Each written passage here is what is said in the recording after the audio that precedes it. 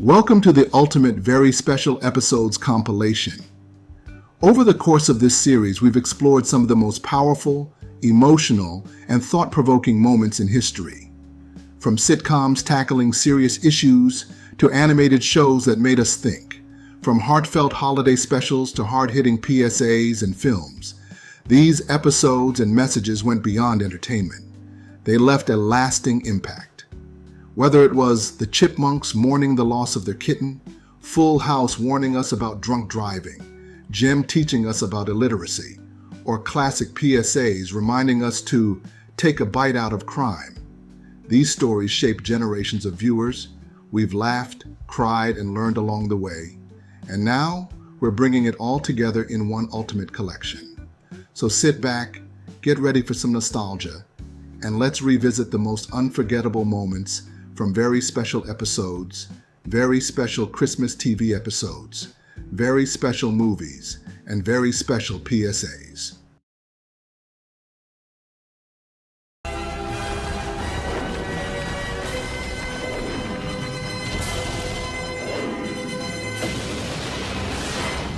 Gargoyles' Deadly Force. Let's kick things off with Gargoyles, a show that was already pretty mature for its time.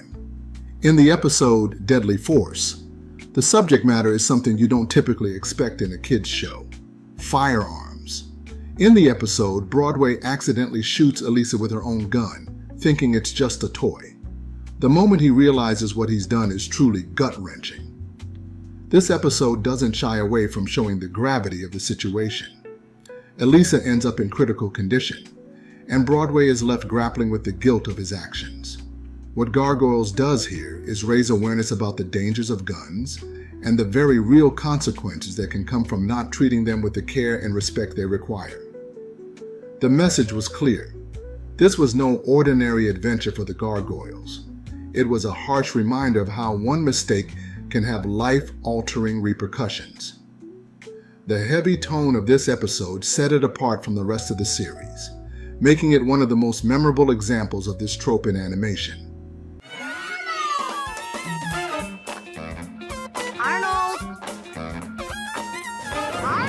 Hey Arnold, Helga on the Couch.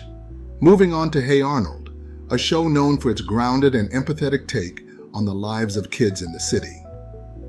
In Helga on the Couch, we finally get an in-depth look at Helga Pataki's complicated character. Helga, who's usually portrayed as a bully, reveals her difficult home life in a therapy session with a school counselor. We learn about her neglectful parents, her feelings of isolation, and how she uses her tough exterior to mask her emotional pain. This episode takes us deep into the psyche of a character who, on the surface, seemed one-dimensional but was, in reality, struggling with some very real emotional issues. The episode showed that sometimes the tough kid at school is dealing with challenges at home that you'd never expect. Helga's journey in therapy is a testament to how even kids need mental health support. Helga on the Couch not only humanized the character, but also gently opened up the conversation about the importance of therapy and emotional well-being.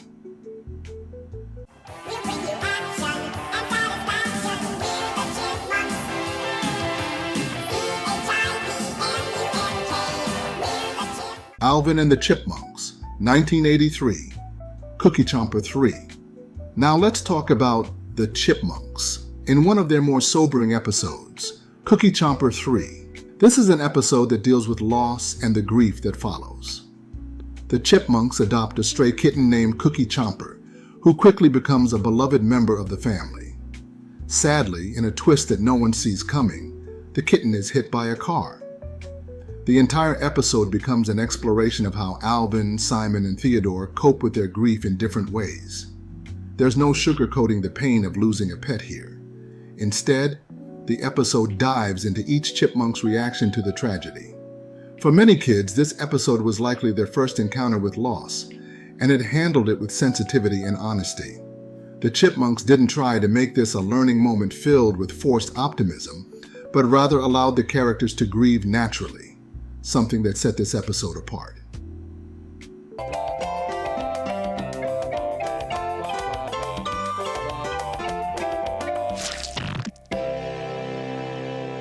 Rugrats. Mother's Day. Next we have Rugrats, a show often seen as fun and lighthearted, but in Mother's Day, they chose to handle the sensitive topic of parental loss. This episode follows Chucky as he tries to understand why he doesn't have a mother.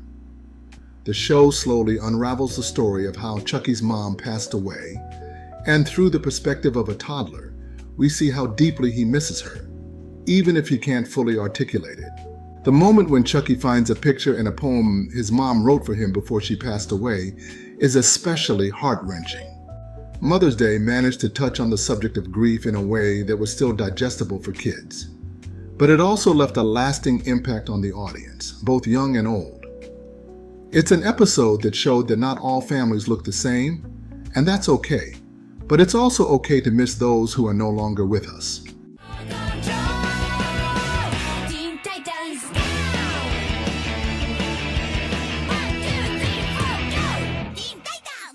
Teen Titans, Haunted. From Teen Titans, we have the episode Haunted, which takes on a psychological approach to trauma and guilt. In this episode, Robin is haunted by the memory of his old nemesis, Slade. Even though Slade is believed to be gone, Robin is convinced that he's still out there.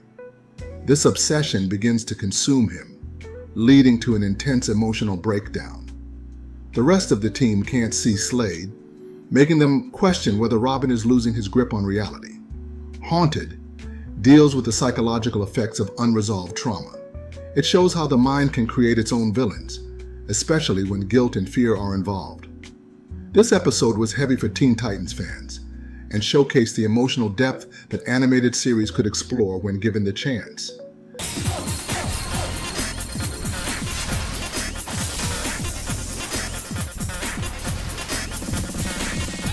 Static Shock, Jimmy. Static Shock consistently delivered powerful messages wrapped in the excitement of superhero action, and the episode Jimmy is a prime example.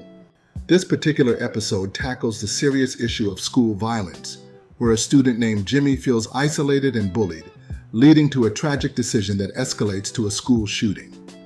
While the episode revolves around Jimmy's struggles, the most shocking moment comes when Richie, Static's best friend, gets caught in the crossfire and is shot. The series doesn't shy away from showing the emotional and physical toll this incident takes on everyone involved. Virgil, Static, is filled with guilt, feeling he should have noticed the signs in Jimmy earlier, while Richie is left to recover both physically and mentally from the traumatic event. What Static Shock does so well in this episode is showing the ripple effects of violence. Richie's injury isn't just a plot point, it opens up a broader conversation about how violence impacts communities, friendships, and personal growth. Richie, usually the comic relief and Static's trusted sidekick, becomes a symbol of how random and devastating violence can be, and the episode doesn't sugarcoat the pain that comes with it.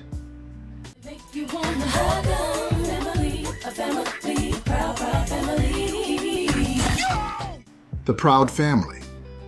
Who You Callin' a Sissy? Next up is the Proud Family with the episode Who You Callin' a Sissy, a story that focuses on the struggles of a young boy named Michael, who is bullied because he doesn't conform to traditional gender norms. In the episode, Michael is taunted for being different, and Penny has to step in to defend him. The Proud Family tackles the issue of toxic masculinity and societal pressures on young boys to behave in a certain way.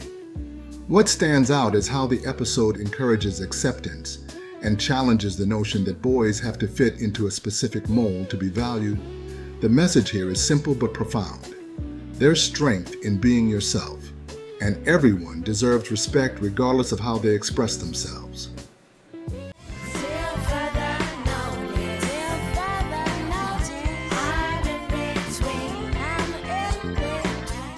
As Told by Ginger, and She Was Gone. One of the more haunting examples of this trope comes from As Told by Ginger in the episode And She Was Gone. In this episode, Ginger writes a poem about a girl who feels so invisible and lost in her world that she disappears completely. The poem causes concern among her teachers and friends, who fear that Ginger might be struggling with feelings of hopelessness. This episode touches on the topic of emotional struggles and how sometimes creative expression can be a cry for help. And She Was Gone is one of those episodes that sticks with you because it doesn't provide easy answers.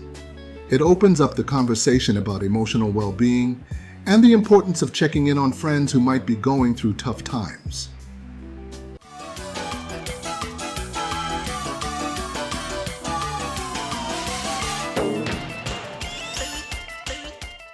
Bobby's World. The music. One of the more unexpectedly poignant episodes from Bobby's World is The Music, where the show delicately handles the death of a beloved character, the crossing guard, Abe. Throughout the series, Abe is a friendly and familiar face in Bobby's neighborhood, always there to help kids safely cross the street and offering words of wisdom in his own quirky way. In this particular episode, Bobby learns that Abe has passed away, and for the first time, the energetic and imaginative Bobby is confronted with the concept of death. What makes this episode stand out is how it shows Bobby grappling with such a difficult topic in a way that feels both honest and tender. Bobby's parents gently explain Abe's passing, and Bobby goes through the process of understanding what it means for someone to be gone forever. The episode doesn't shy away from showing Bobby's confusion and sadness, but it also highlights the importance of remembering the good times shared with someone who has passed.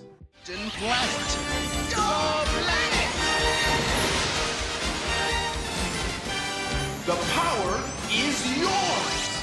Captain Planet and the Planeteers, Mind Pollution. Finally, we have Captain Planet and the Planeteers with the episode Mind Pollution, which tackles the issue of substance use. In this episode, a dangerous drug called Bliss is being distributed in the community, causing people to lose control and harm themselves and others.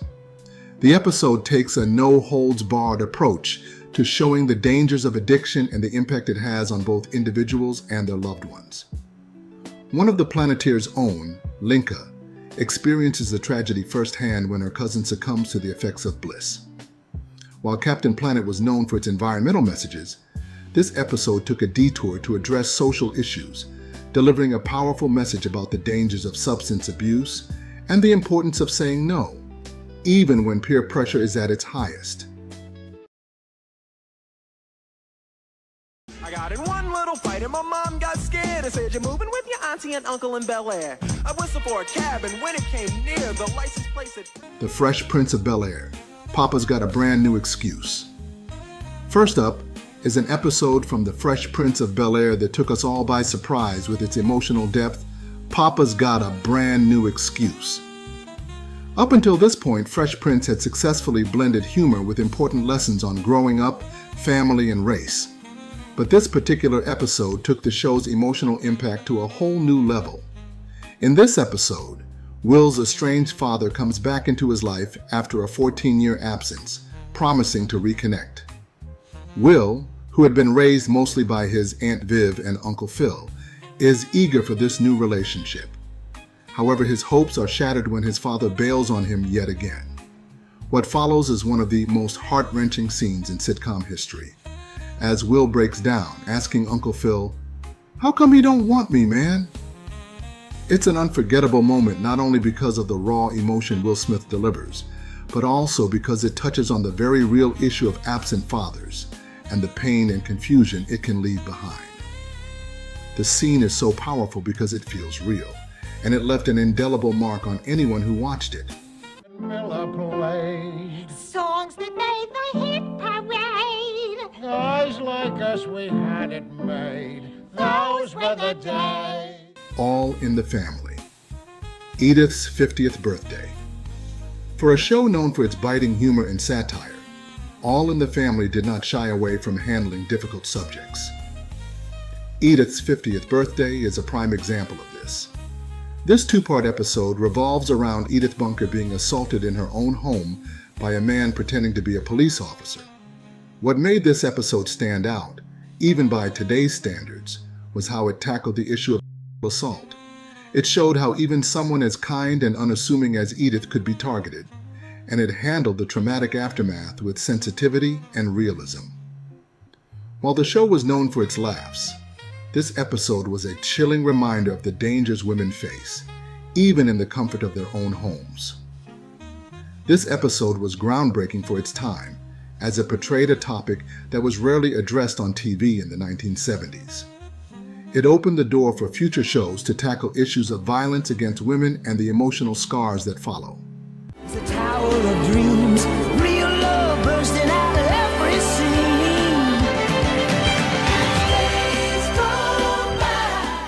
Family Matters, The Gun. Moving on to Family Matters, another sitcom that wasn't afraid to take on serious issues when needed. The Gun was a particularly bold episode, dealing with gun violence in schools, a topic that unfortunately remains relevant today. In the episode, Laura Winslow becomes scared for her safety after being robbed for her leather jacket and a fellow student is shot. Her fear drives her to consider buying a gun for protection, and she even goes as far as holding it in her hands, imagining how it might help her feel safer. However, after a heartfelt discussion with her father, Carl Winslow, and other family members, she decides against it. To help raise awareness and discourage gun ownership among teens, Laura organizes a gun turn-in program at her school, encouraging students to surrender their firearms for safety. The episode sent a strong message about the dangers of guns, especially in the hands of young people, and the importance of finding nonviolent ways to resolve conflicts. At a time when school shootings were becoming more common, Family Matters took the risk of addressing the issue head-on, reminding us that even in our sitcoms, we weren't completely removed from the harsh realities of the world.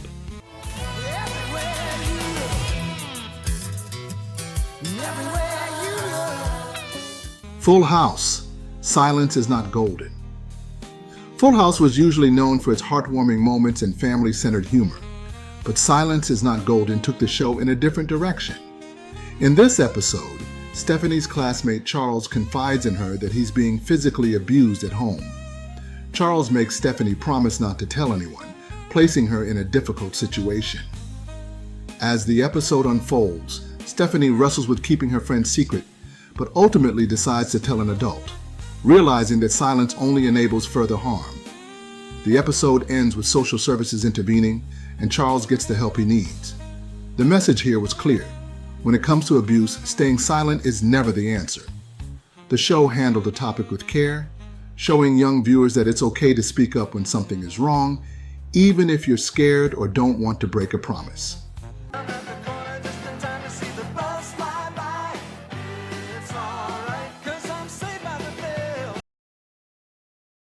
Saved by the Bell, Jesse's Song.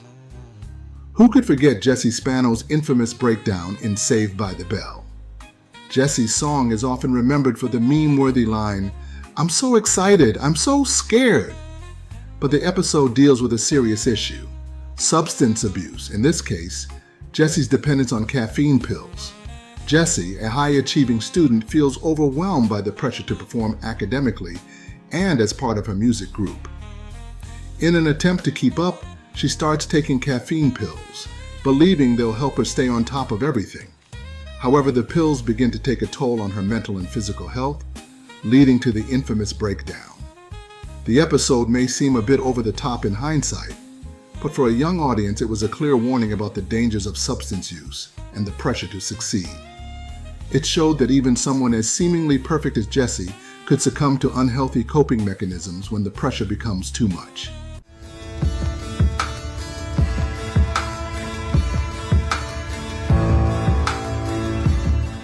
House MD, Simple Explanation. House MD may have been a medical drama known for its snarky, cynical lead character, but Simple Explanation left many viewers shocked and heartbroken. In this episode, Dr. Lawrence Kuttner, one of House's team members, takes his own life, leaving both the characters and the audience struggling to understand why. The show's title, Simple Explanation, refers to the fact that sometimes there is no simple explanation for why someone would take their own life. Kuttner's death comes as a complete surprise to his colleagues, who didn't see any obvious signs that he was struggling. The episode handles the aftermath with emotional sensitivity, showing how suicide affects not just the person who dies, but everyone left behind. It was a devastating episode that reminded viewers of the importance of mental health and the need to check in on loved ones, even when everything seems fine on the surface. It also touched on the often unspoken reality that not all struggles are visible. Different strokes to move the world. Yes, it does. It takes different strokes to move the world. Different Strokes, The Bicycle Man. Different Strokes wasn't afraid to go dark when it needed to, and The Bicycle Man is perhaps one of the most unsettling episodes in TV history. In this two-part episode, Arnold and his friend Dudley are preyed upon by a local bicycle shop owner who tries to lure them into inappropriate situations. The episode was a stark warning to young viewers about the dangers of trusting strangers, and it dealt with the issue of child in a way that hadn't been seen before on network TV. It was a difficult episode to watch, but it was also an important one, as it taught kids to recognize warning signs and encourage them to speak up if something didn't feel right. Streaks on the china, never mattered before. Who cared when you drop kicked your jacket as you... Mr. Belvedere, Wesley's friend. In Wesley's Friend, Mr. Belvedere took on the sensitive topic of HIV and AIDS, which was still a highly stigmatized subject in the 1980s.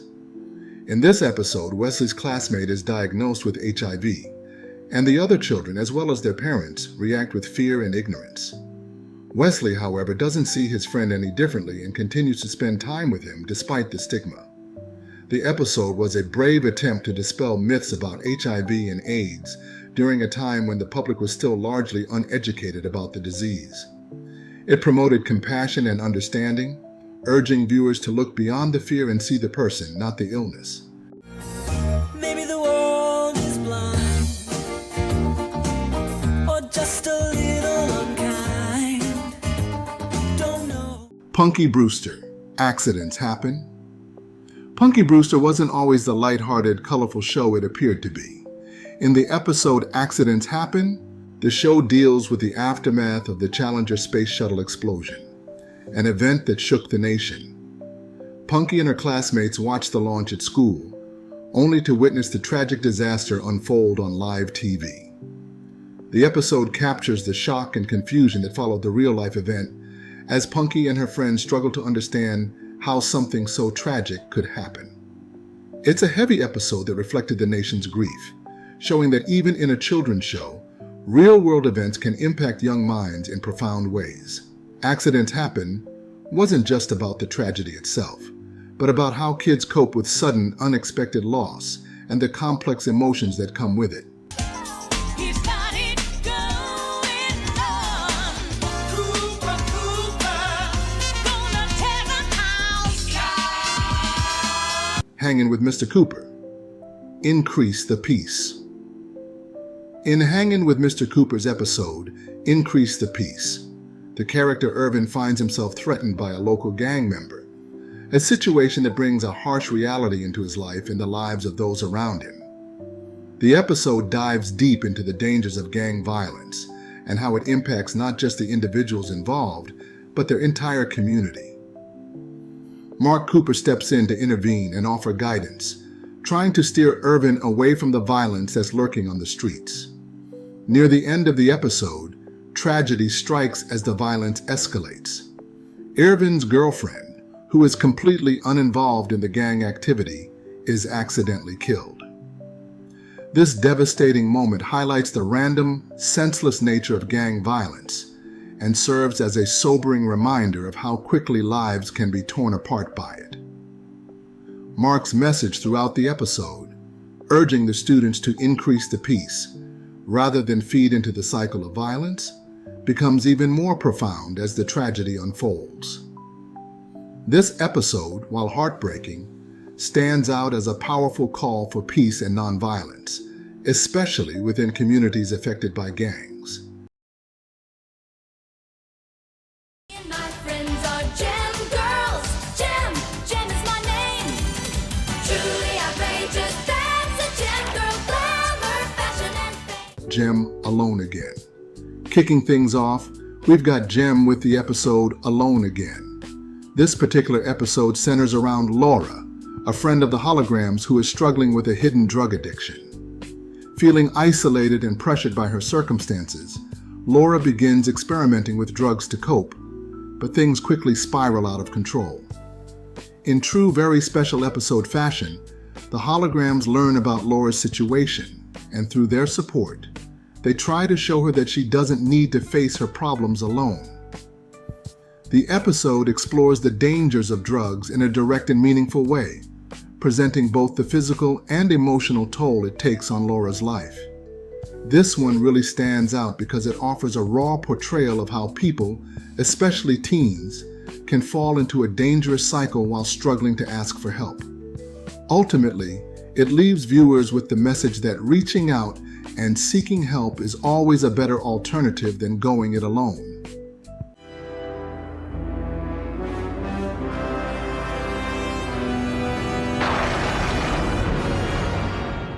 Batman, the animated series, The Underdwellers.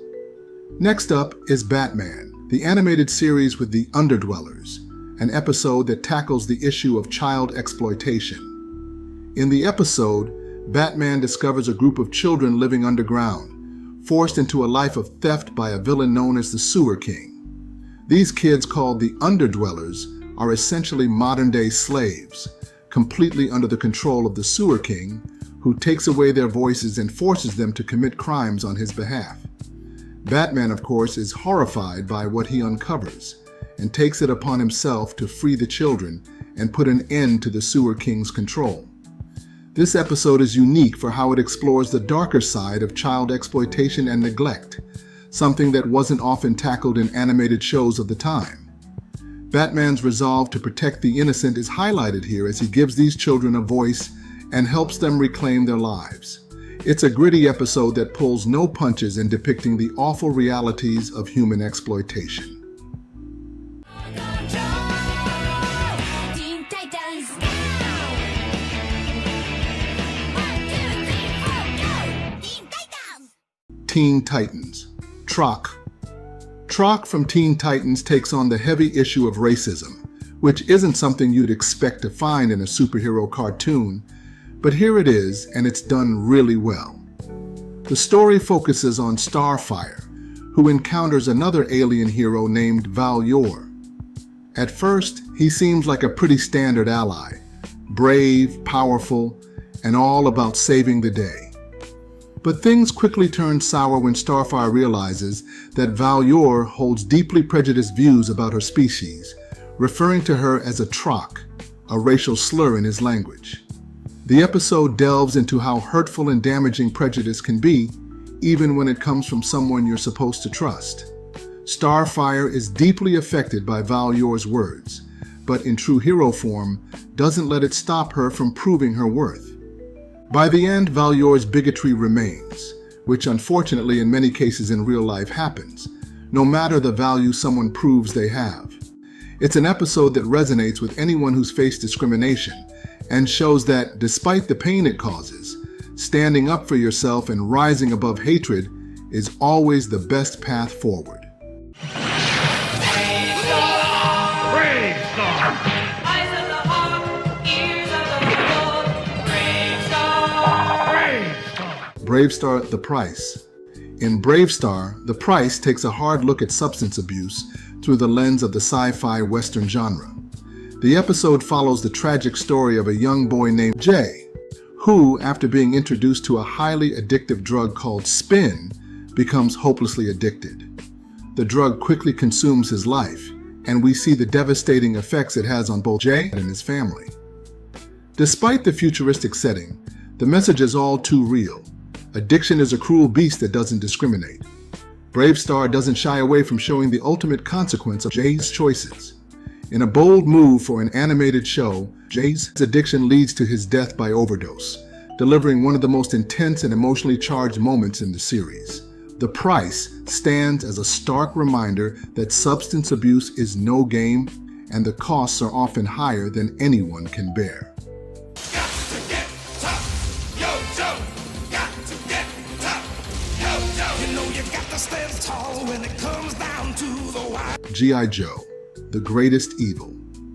In G.I. Joe's two-part episode, The Greatest Evil, the show takes on the issue of drug dealing and its catastrophic effects on society. The plot kicks off with a designer drug kingpin spreading a dangerous new substance, leading to widespread addiction. The Joes and Cobra temporarily call a truce in order to combat the shared threat of the drug epidemic. One of the most striking aspects of this episode is that it brings the human cost of addiction into focus. In particular, we see how the drugs affect family dynamics, with two of the characters' family members falling into addiction. The episode makes a point of showing that drugs don't just harm the user, they hurt everyone around them. By teaming up to fight the drug dealers, both G.I. Joe and Cobra realize that some evils are greater than their own personal agendas. Even if Cobra mostly was in it for greedy purposes, it's a unique spin for an action-packed series that typically focused on battles between good and evil, making the storyline stand out as one of the more thoughtful entries.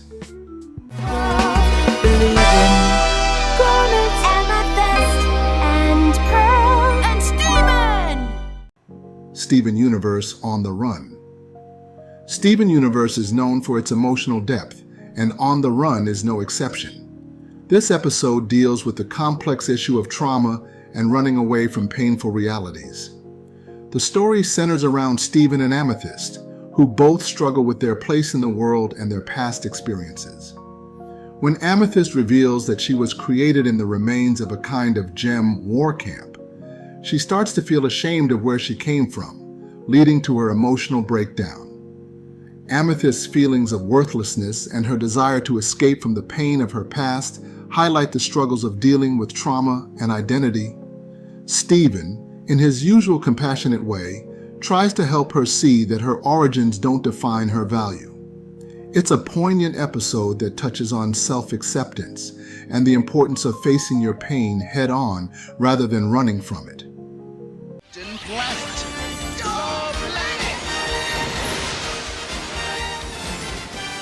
The power is yours!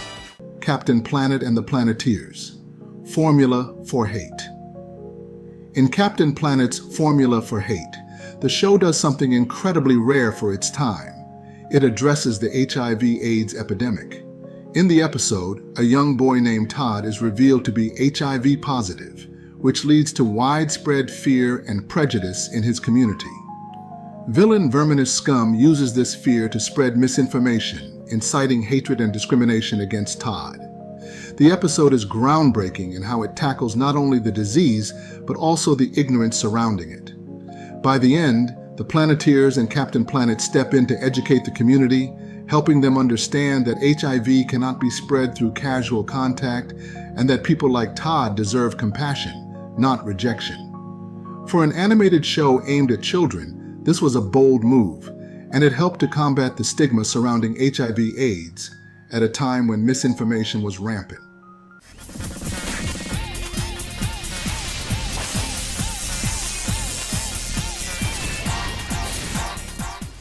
Static Shock, Sons of the Father. In Static Shock's Sons of the Father, the show tackles the issue of racism head-on, specifically focusing on the prejudice faced by Richie's father, who holds bigoted views. Richie's friendship with Virgil, Static, is tested when his father's racist attitudes come to light. The episode doesn't shy away from showing the pain and confusion Richie feels, as he has to come to terms with the fact that his own father harbors such hateful beliefs.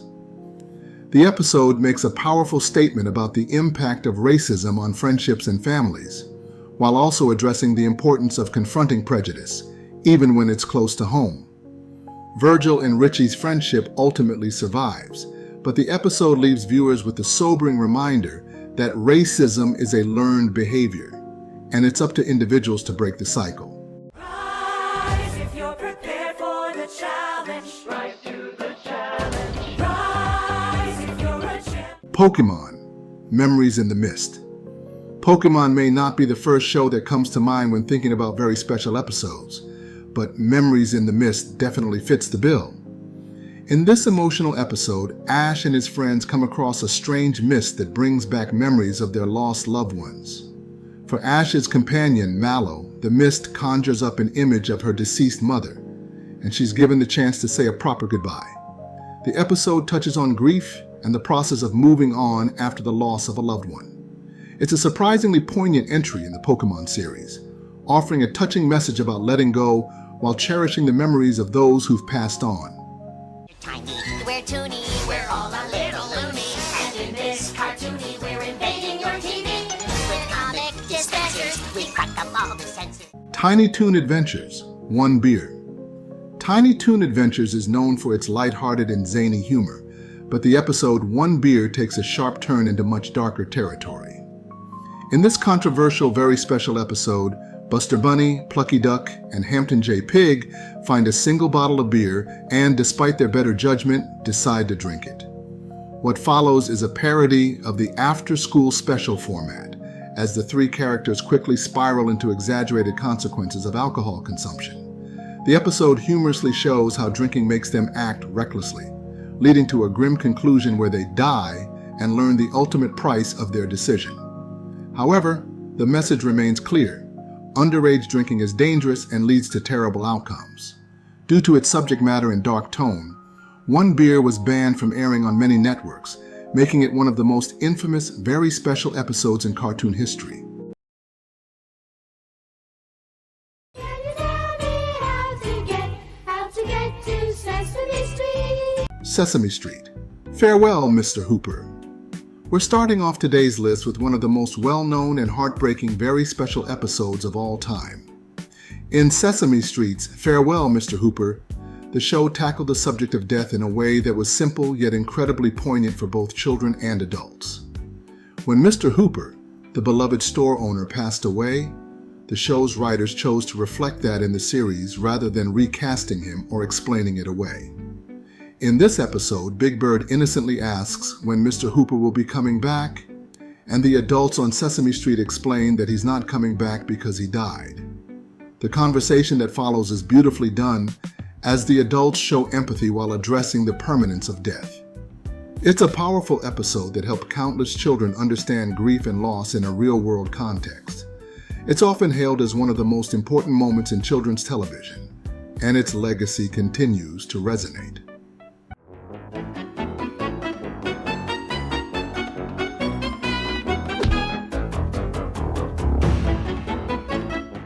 Dinosaurs, What Sexual Harassment. Dinosaurs is a show best remembered for its satirical take on modern issues, often tackling subjects that other shows would avoid. In What Sexual Harassment, the show addressed sexual harassment in the workplace, focusing on Monica, the only female character in a male-dominated environment, and her encounters with her boss, Al Sexual Harris. Throughout the episode, Al constantly makes inappropriate comments toward Monica, pushing boundaries and creating an uncomfortable work environment. Monica finally stands up to him, confronting the issue head-on. What makes this episode stand out is how it approaches harassment, by exposing the toxic culture that allows it to happen and encouraging open dialogue on a difficult subject. It remains an important and relevant episode, shining a light on issues that unfortunately still persist today. Temporary layoffs. Good times, easy credit rip-offs. Good times. Scratching and surviving. Good Times, The Big Move. In Good Times, The Big Move, we witness one of the most emotional and impactful moments in television history: the death of James Evans, the father of the family. James's sudden death changes the entire dynamic of the show and leaves his family devastated. The episode focuses on how his wife Florida and the rest of the family cope with the news, highlighting the reality of losing a loved one, especially one who was the bedrock of the family. One of the most powerful scenes in the episode is Florida's reaction when she finally lets her emotions out after holding everything in for the sake of her family. As she smashes a dish and yells, "Damn, damn, damn." It's a raw portrayal of grief, loss, and the pain of suddenly losing someone who meant everything. The episode captures the struggles of dealing with the aftermath of such a loss, especially for families who are already fighting to stay afloat.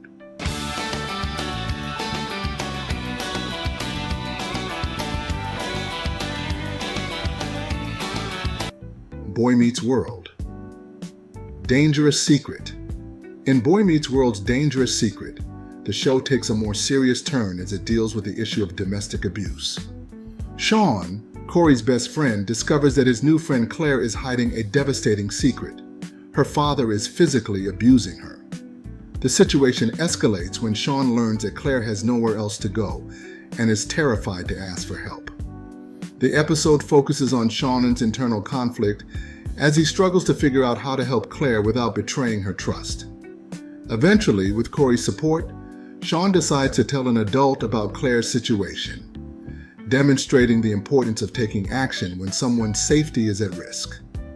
It's a powerful episode that highlights the need for intervention in abusive situations and encourages viewers to seek help when they or someone they know is in danger. This episode stands out because it shows Sean, a character who often hides behind his tough exterior, grappling with a moral dilemma. The message is clear. Staying silent when someone is being hurt only prolongs the pain. That's So Raven, True Colors. In That's So Raven's True Colors, the show takes on the issue of racism in a way that was both relatable and educational for its young audience. In this episode, Raven and her friend Chelsea both apply for a job at a clothing store. Despite Raven being more qualified, she's told the position has been filled. Later, Chelsea, who is white, is offered the job on the spot. Raven overhears the manager admitting that she didn't hire Raven because of her race. The episode does a fantastic job of addressing the unfairness and pain of racial discrimination. It also sparks a conversation about how to confront prejudice and take a stand when faced with injustice. By the end of the episode, Raven exposes the manager's racism on live television, delivering a powerful message about the importance of calling out discrimination whenever it occurs.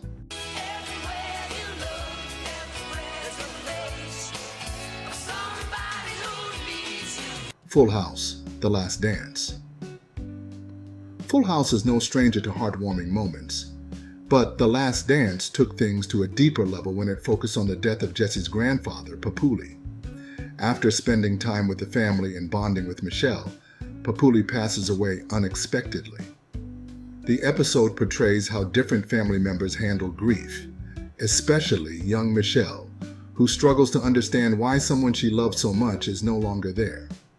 The episode is a beautiful depiction of the grieving process, especially for children, and how important it is to talk about loss with the young ones in a way they can understand. Michelle's sadness is palpable, but through the support of her family, she learns that even though Papuli is gone, the memories of him will always remain. It's a touching and heartfelt episode about dealing with the death of a loved one. Roll with the city guys. C-I-T-Y, you can see why these guys and these guys smart and streetwise. C-I-T-Y. City Guys, Jamal Got His Gun. City Guys was known for tackling real-life issues that urban teens face, and Jamal Got His Gun was no exception. In this episode, Jamal buys a gun after being robbed at gunpoint and accidentally shoots his father. The episode delves into the devastating consequence of gun violence, especially when guns are easily accessible. Jamal's guilt and fear of what he's done takes center stage as the show addresses the dangers of having firearms in unsafe environments. The episode doesn't shy away from showing the emotional impact this event has on both Jamal and his family. It sends a clear message about the importance of gun safety and how the presence of a gun in the wrong hands can lead to tragedy. This was a powerful episode that left a lasting impression on viewers, especially those from communities where gun violence is prevalent.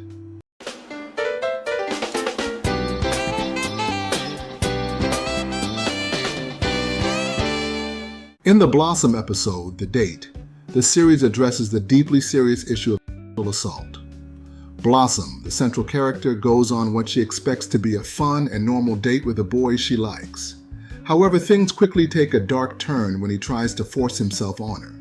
The moment is intense, as Blossom realizes that her date has no respect for her boundaries. Blossom manages to get out of the situation unharmed physically, but the emotional toll is significant. The episode explores her feelings of confusion, fear, and violation, as well as her courage in standing up for herself. Blossom's family plays a vital role in supporting her afterward, emphasizing the importance of having a support system when dealing with trauma. This episode is a powerful reminder of the importance of consent and the need to speak out when something isn't right. It's a tower of dreams, real love bursting out of every scene. Family Matters, Good Cop, Bad Cop. Family Matters brought the issue of racial profiling to the forefront in Good Cop, Bad Cop. In this episode, Eddie Winslow, a black teenager, is wrongfully arrested and harassed by the police. When his father, Carl, who is also a police officer, finds out, he confronts the officers about their discriminatory behavior. The episode does an incredible job of showcasing the emotional toll that racial profiling has on individuals and their families, as well as the difficult position that Carl is put in as both a black man and a cop. It's a powerful narrative about the dangers of prejudice and systemic racism, delivering a message that is unfortunately still all too relevant today. The show encourages viewers to stand against injustice, regardless of who is perpetrating it. Maybe the world is blind, or just a little unkind.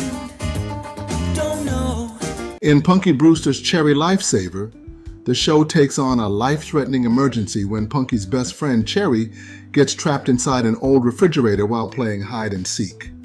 What begins as a typical playful day turns into a terrifying experience, as Cherry runs out of air and is on the brink of losing consciousness. The episode addresses the very real dangers of abandoned refrigerators and highlights the importance of knowing how to respond in emergencies. Punky's quick thinking and the help of adults ultimately save Cherry's life, but the emotional impact is huge as Punky realizes how close she came to losing her best friend.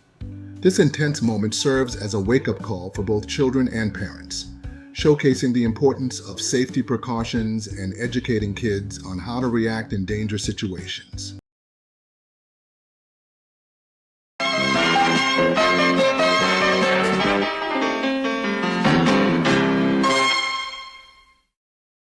Why? Charlie Brown, why? We begin with one of the most heart-wrenching specials in animation history. Why Charlie Brown, why? Released in 1990, this Peanuts special deals with the topic of childhood illness. The story follows Janice, a classmate of Charlie Brown and Linus, who is diagnosed with leukemia.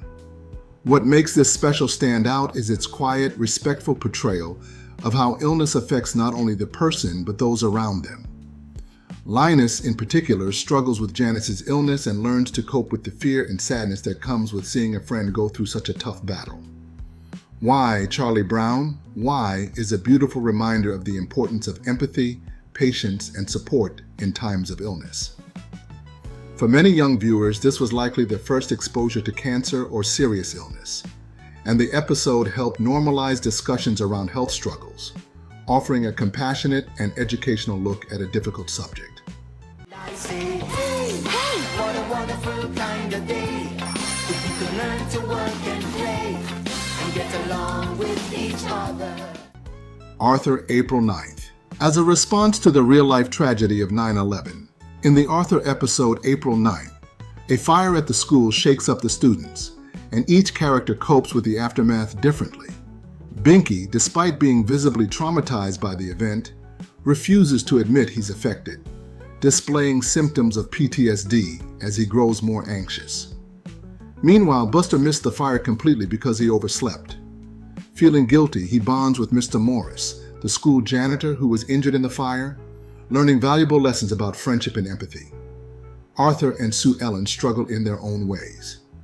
Arthur is nervous about returning to school, while Sue Ellen, who lost her treasured diary in the fire, faces the emotional weight of losing personal items. The episode touches on how different people respond to trauma, offering a thoughtful exploration of fear, guilt, and recovery, showing the importance of community and healing. Push your buttons that make you wanna hug 'em. Family, a family, proud family. The Proud Family. Culture Shock. In the Proud Family episode Culture Shock, Penny Proud spends time with her Pakistani friend's family during Ramadan for a school project. At first, she struggles to understand the importance of fasting and other traditions, treating it as just another assignment. However, as she observes her friend's family, she starts to realize the deeper significance behind their customs. Ramadan is not just about abstaining from food, but about reflection, community, and gratitude. Penny is made to start fasting for Ramadan and gains a newfound respect for her friend's culture. She learns that truly understanding and respecting other cultures goes beyond just observing. It involves empathy and appreciation for their values. The episode highlights the importance of embracing differences and respecting other traditions, delivering a strong message about cultural understanding. It's like we're likable, lovable, completely huggable. It's life with Louie. Life with Louie. The Thank You Note. In Life with Louie's episode, The Thank You Note, the story takes a heartfelt turn when Louie is asked by his mom to write a thank you note to his grandma. Like many kids, Louie doesn't see the point and puts it off. However, when his grandma suddenly passes away, Louie is overwhelmed with guilt for not having taken the time to show his appreciation. The episode is a poignant reminder about the importance of cherishing our loved ones while they're still here. Louie's regret and sadness resonate with viewers, as the episode delicately addresses themes of loss, love, and missed opportunities. It teaches an important lesson about gratitude, emphasizing that small gestures, like writing a simple thank you note, can mean the world to those we care about. This emotional episode stands out for its sincerity, balancing humor with a touching reflection on the relationships we often take for granted. Learning from each other while we do our thing. Gonna have a good time. Fat Albert and the Cosby Kids, Gang Wars. Next, we have Fat Albert and the Cosby Kids, which was known for its direct approach to social issues. One of the most memorable episodes is Gang Wars, where Fat Albert and his friends get caught in the middle of a feud between rival gangs. The episode takes a bold stance on gang violence, with Albert and his friends refusing to join either side, even when pressured by their peers. The gang war escalates, leading to tragic consequences.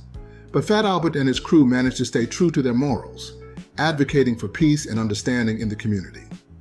Gang Wars tackled the dangers of street violence in a way that was accessible to young audiences but didn't sugarcoat the realities. It reminded viewers that choosing peace over violence takes real strength and courage, especially in environments where conflict feels inevitable.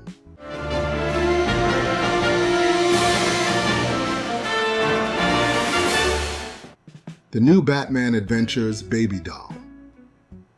The New Batman Adventures often explored the psychological complexity of its villains, and Baby Doll is one of the most unique examples. In this episode, Baby Doll, a former child star who suffers from a rare condition that prevents her from aging, becomes a tragic figure, seeking revenge on those she feels wronged her. The episode is more than just a typical villain origin story. It delves deep into Baby Doll's internal struggle with her identity, isolation, and the pain of not being accepted as an adult. Her inability to grow physically reflects her emotional and mental stagnation, making her one of Batman's most sympathetic adversaries. Baby Doll is a standout episode because it highlights how trauma and rejection can shape a person's psyche. In the end, Batman treats Baby Doll not as a villain, but as someone in desperate need of help, showing that compassion is often the most powerful tool in dealing with those who are suffering.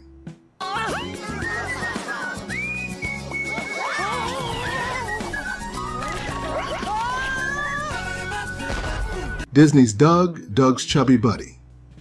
In Disney's Doug episode Doug's Chubby Buddy, the show tackles body image and the pressures young people face to fit certain beauty standards.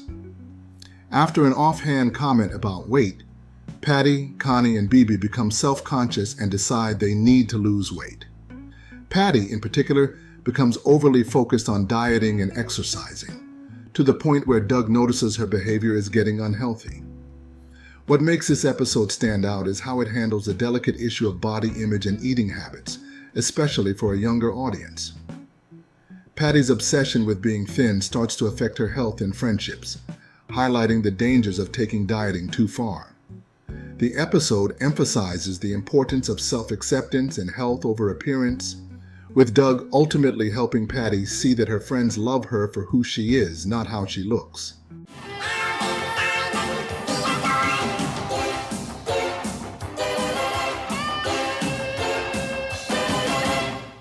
Alvin and the Chipmunks. Reunion. In the Alvin and the Chipmunks episode, Reunion, the Chipmunks are faced with the emotional challenge of meeting their long-lost mother. The episode dives deep into the theme of family and abandonment, as the Chipmunks grapple with mixed feelings of joy, confusion, and even resentment over their mother's absence from their lives. The Chipmunks' reunion is not the fairy tale ending they expected, as they confront the reality of why their mother left and whether she can be a part of their lives moving forward. This episode tackles the complexities of family dynamics and estrangement, showing that not all reunions come with easy answers or happy endings. It's a poignant episode about forgiveness, understanding, and the power of family ties, even when those ties have been broken for years.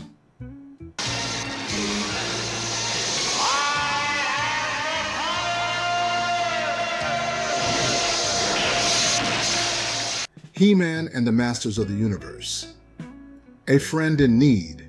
In He-Man and the Masters of the Universe, the episode A Friend in Need takes on the issue of substance use through the story of a young girl named Elena, who becomes addicted to a dangerous substance in an attempt to fit in with a group of rebellious peers. He-Man, with his signature blend of strength and wisdom, helps Elena realize that true strength comes from within, and that no external substance can make her feel better about herself. The episode delivers a clear and powerful message about peer pressure and the dangers of addiction, all while keeping the action-packed, fantastical tone that made He-Man so iconic. A Friend in Need was a bold episode for its time, showing that even in the world of swords and sorcery, real-life issues could be tackled head-on, giving kids an important lesson in self-respect and resilience.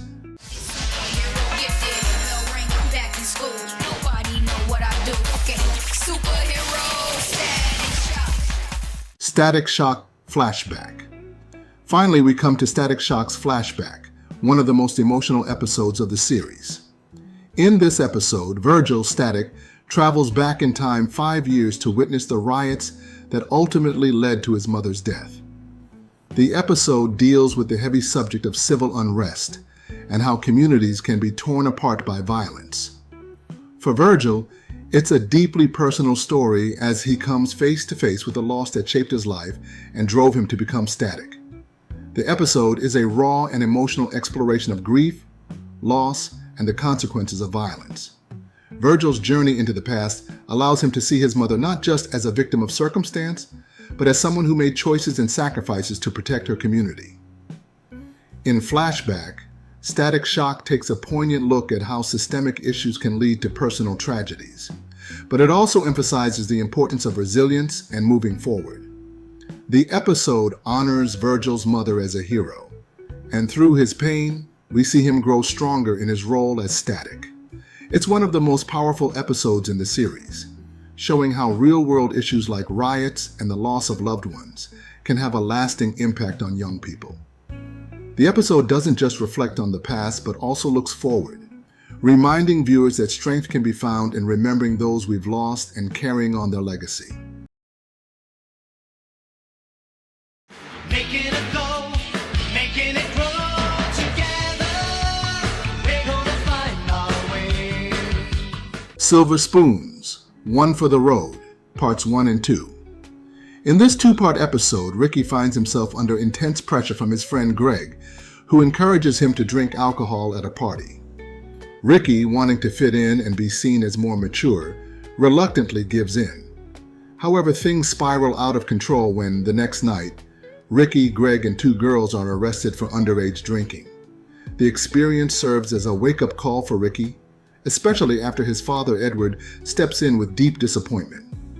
After being grounded and facing the legal consequences of his actions, Ricky reflects on how easily peer pressure led him into trouble.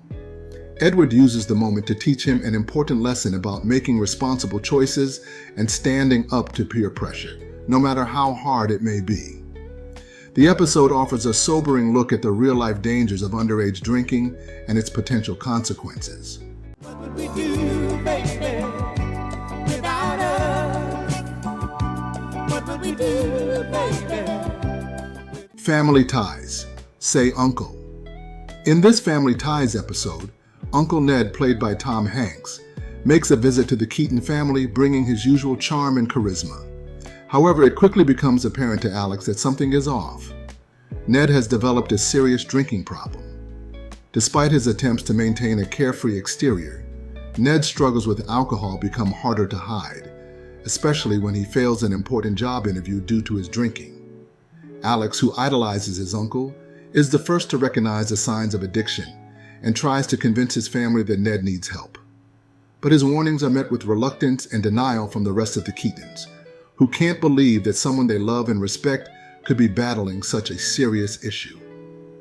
As Ned's behavior spirals, the family is forced to confront the truth about his addiction in a tense and emotional intervention.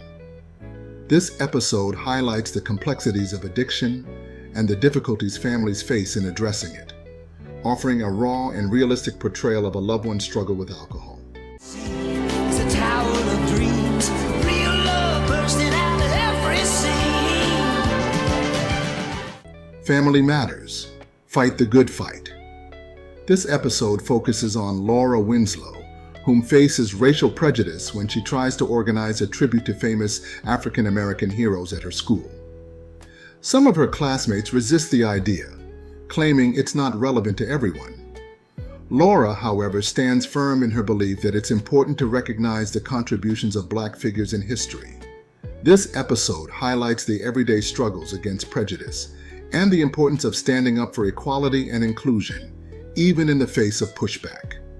Laura's determination to honor her heritage reflects the ongoing fight for racial justice, both in her personal life and in broader society. By the end of the episode, Laura's passion inspires her classmates to learn more about Black history, showing how education and persistence can be powerful tools in fighting discrimination.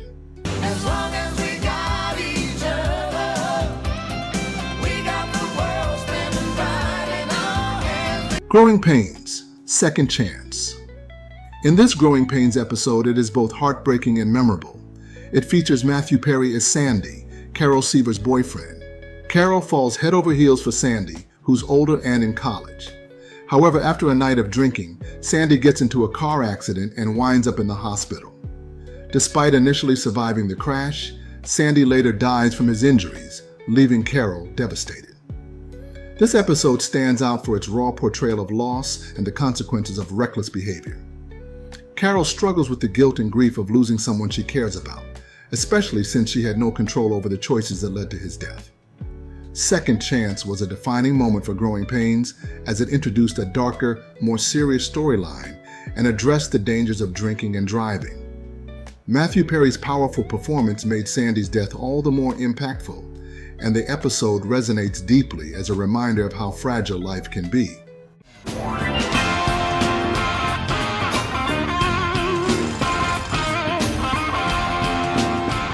Home Improvement. The Longest Day. In this episode, the show tackles a subject that no parent ever wants to face: the possibility of their child being seriously ill. In this episode, Randy Taylor, the middle child, is suspected of having a serious medical condition, possibly cancer. As Tim and Jill wait for the results of Randy's tests, they go through a roller coaster of emotions, from fear to frustration. The episode takes a sobering look at the emotional toll that a medical scare can take on a family. Tim, usually the goofy and lighthearted father, is forced to confront his deepest fears as he realizes he might not be able to protect his son from everything. Jill, on the other hand, tries to remain strong for her family, but the weight of the situation is clearly taking its toll on her as well. The Longest Day stands out for its heartfelt exploration of vulnerability and the importance of family support during times of uncertainty. Temporary layoffs. Good times, easy credit rip-offs. Good times. Scratching and surviving. Good Times, JJ's Fiancé. In this episode, JJ proposes to his girlfriend Diana, And although she accepts, both the Evans family and Diana's parents strongly object to the engagement. Despite their family's disapproval, JJ and Diana impulsively decide to run away to Indiana to get married. However, things take a dark turn when Thelma discovers that Diana is using heroin when she gets her purse by mistake, which contains clear evidence of Diana's addiction, revealing the seriousness of the situation. JJ is unaware of the depth of Diana's struggles, and Diana is torn between her love for JJ and her dependence on drugs. In a heartbreaking climax, Diana is forced to confront her addiction and make a choice: her fiancé or the needle. Tragically, she chooses the drugs, leaving JJ devastated. The episode powerfully explores the impact of addiction, not only on the individual but also on their loved ones, shedding light on the difficult choices faced by those battling substance abuse.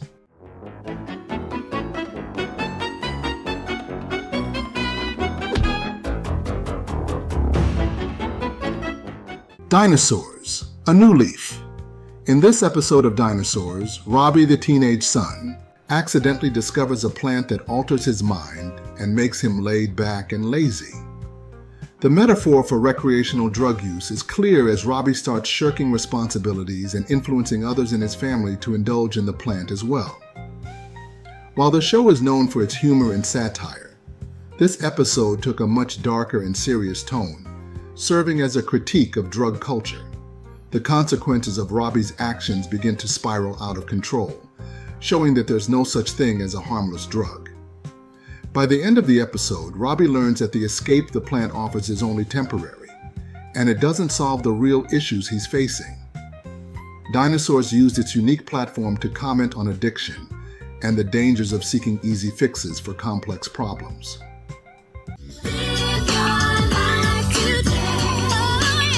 Not for tomorrow. Not for tomorrow. Rock, Terrence got his gun. In this episode, Rock and Eleanor become deeply concerned when they discover that Sheila's friend, Terrence, a high school student, carries a gun to protect himself from gang members. Terrence explains that he feels the gun is necessary for his safety due to the violent environment around him, especially at school. Rock, who works hard to maintain peace and security in his own neighborhood, tries to convince Terrence that carrying a gun will only lead to more danger. Despite Rock and Eleanor's warnings, Terrence feels trapped in his situation and refuses to give up the gun. Tragedy strikes when, shortly after leaving the Emersons' home, Terrence is shot and killed in a confrontation with gang members. The episode is a heartbreaking reminder of the destructive cycle of violence that so many young people face, and the consequences of feeling forced to carry a weapon for self-defense. This powerful episode addresses gun violence and the harsh realities of life in urban communities. You must believe, give it a try. Degrassi High. Degrassi High, Showtime, Parts 1 and 2. Degrassi High is well known for tackling tough and controversial topics, and the two-part episode Showtime is one of the most gut-wrenching examples. In this storyline, the students at Degrassi High are rocked by the tragic suicide of their classmate Claude. The episode deals with the aftermath of his death, showing how it affects his friends, family, and the entire school community. The show doesn't shy away from addressing the warning signs of suicide and the emotional toll it takes on those left behind. Degrassi does an incredible job of portraying the complexities of grief and guilt that follow such a tragic event, with characters questioning whether they could have done something to prevent it. The episode serves as a wake-up call about the importance of recognizing when someone is struggling and the need for open conversations about mental health. It's a different world, ooh, than where you come from. The city is now, yeah. A different world. No means no. A different world broke new ground in this episode where Freddie, a regular character on the show, faces a deeply troubling experience with date assault. When Freddie goes out with a popular athlete, things take a dark turn when he begins pressuring her to go further than she's comfortable with. The episode is notable for its raw and honest depiction of consent and the difficult situations young women often face in relationships. Freddie's experience is handled with care and sensitivity, and the show does an excellent job of educating viewers about the importance of respecting boundaries. It also highlights the importance of speaking up and seeking help if someone has been assaulted. This episode became a defining moment for A Different World, proving that the show wasn't afraid to tackle complex, real-world issues with the seriousness they deserved.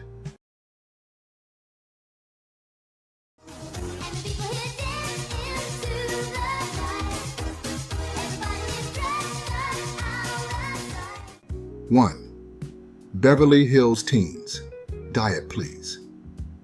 In this episode, Tara competes in the Miss Magnolia beauty pageant, a competition that places high importance on looks. Wanting to stand out, she decides to go on a strict diet to achieve the idealized figure that the pageant expects. But as she cuts more and more out of her diet, it's clear that her obsession with appearance is taking a toll on her health and well-being.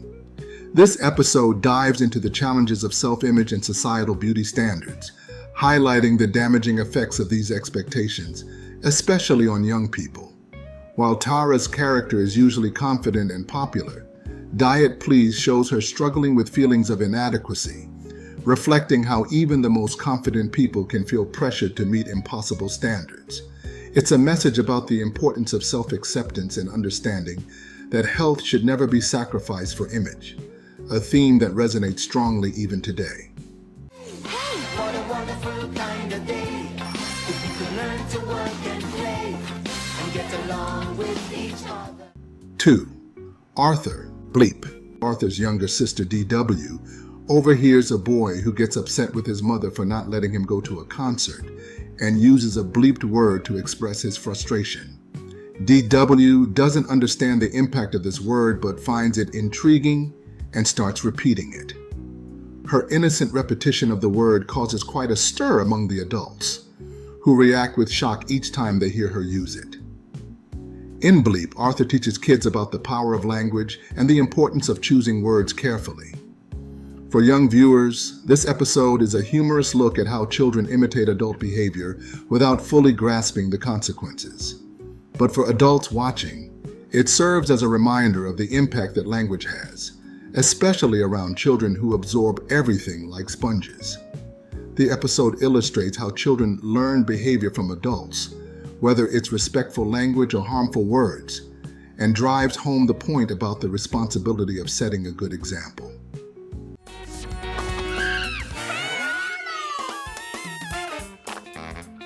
Arnold. 3. Hey Arnold, Dino checks out. Dino Spumoni, a once famous singer who's now past his prime, feels neglected by both his fans and friends. Feeling forgotten and unappreciated, he decides to fake his own death to drum up sympathy and sales for his music. Dino's story touches on themes of loneliness, the fleeting nature of fame, and the desperation people feel when they think they've been abandoned by those they care about. Through Dino's character, this episode presents a powerful message about self-worth and human connection. Arnold, the show's compassionate protagonist, ultimately brings Dino back from the brink, showing him that people do care about him even if he isn't in the spotlight anymore. It's a subtle but impactful commentary on the importance of friendship and the dangers of measuring one's value by public recognition, a theme that is surprisingly relevant in today's world of social media and constant validation seeking.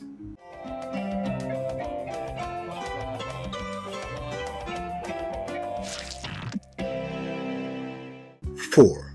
Rugrats, I Remember Melville.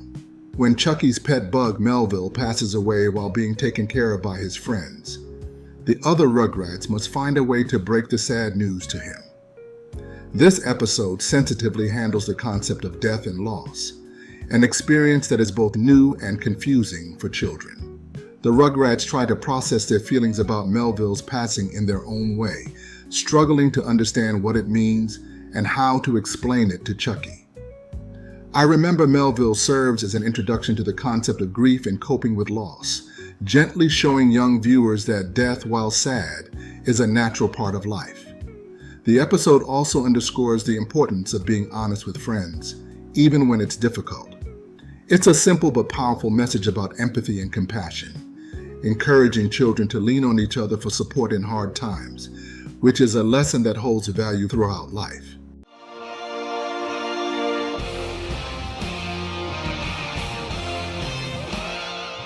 Five, Justice League Unlimited. Epilogue.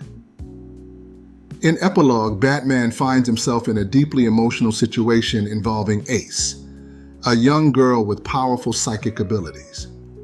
Ace has been used as a weapon by the government, and now her powers are spiraling out of control. Knowing that she's close to death, Batman makes the compassionate choice to simply sit with her and keep her company in her final moments, rather than trying to fight or restrain her. This episode is a poignant exploration of empathy and the weight of responsibility that heroes like Batman carry. Instead of treating Ace as a threat, Batman chooses to treat her with kindness, showing her the respect and comfort she's never known. His actions highlight the human side of heroism and emphasize that sometimes the most heroic thing one can do is simply to be present for someone in their moment of need. It's a message that speaks volumes about the importance of compassion, even in the face of danger.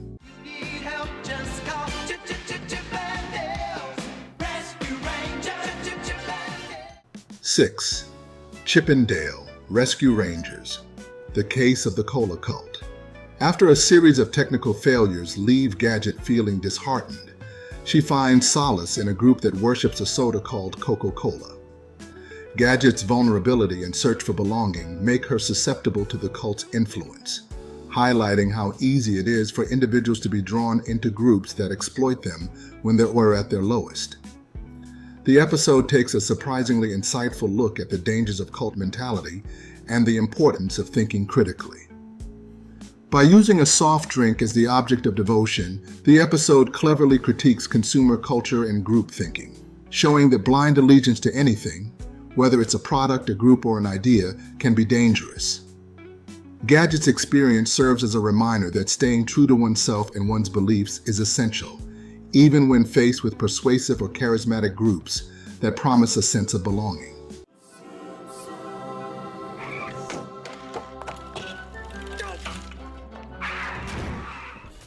7. The Simpsons, The Color Yellow. Lisa's research into her family tree uncovers a remarkable story about her ancestors' involvement in the Underground Railroad, helping an enslaved man named Virgil escape to freedom. As Lisa digs deeper, she learns that her family is partially of African American descent, a discovery that challenges her perceptions of her own identity and family history. In typical Simpson fashion, The Color Yellow combines humor with a meaningful message, exploring themes of heritage, courage, and justice. Lisa's journey serves as a reminder of the importance of understanding and acknowledging one's heritage, both the good and the bad.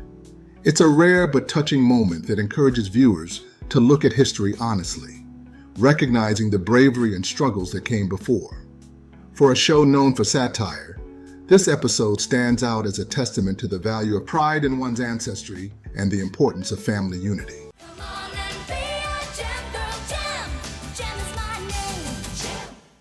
8. Gem, Roxy Rumbles. When Roxy's illiteracy is accidentally revealed on live TV, she's humiliated and lashes out at her bandmates before running away. In this episode, Roxy's struggle with literacy becomes a central focus, shedding light on the stigma and embarrassment many people face when they can't read. The episode is a sensitive portrayal of the challenges associated with learning disabilities and the emotional toll they can take.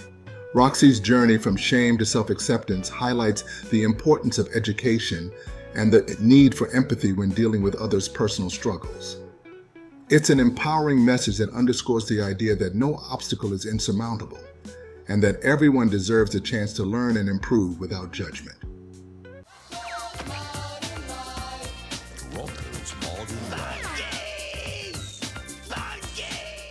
9. Rocco's Modern Life.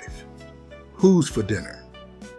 When Rocco has dinner with Heifer's dysfunctional family, the Wolves, things quickly take an uncomfortable turn. In an offhand comment, Rocco brings up that Heifer never mentioned he was adopted, a revelation that stirs up hidden tensions and leaves Heifer feeling shaken. Struggling to process this, Heifer turns to overeating, as a way to cope with his emotions, and even sets out to find his biological family. The episode tackles themes of family identity, belonging, and the emotional complexity of adoption in a way that's both heartfelt and relatable. Through Rocco's well-intentioned but awkward comment, the story explores how sensitive family dynamics can be, even within close relationships, and highlights Heifer's journey to find acceptance within himself and with those he loves.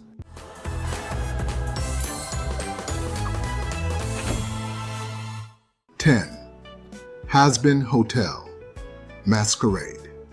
The storyline delves into the dark and painful reality of abusive relationships, centering on Angel Dust's troubled dynamic with his boss, Valentino. Angel, an adult film star, has essentially sold his soul, resulting in a one-sided and toxic relationship where he's treated as property rather than a person. The episode highlights Angel's vulnerability as he endures repeated manipulation and instances of exploitation, including scenes that imply sexual assault. Despite his outwardly confident and carefree demeanor, Angel's experiences reveal the damaging impact of being trapped in an abusive cycle. This episode tackles themes of power, control, and the struggle for autonomy, providing a raw look at the painful consequences of toxic relationships and how they erode self-worth. Masquerade pushes boundaries by addressing issues of consent, control, and the difficult journey toward reclaiming one's identity and freedom in a world that doesn't easily offer redemption.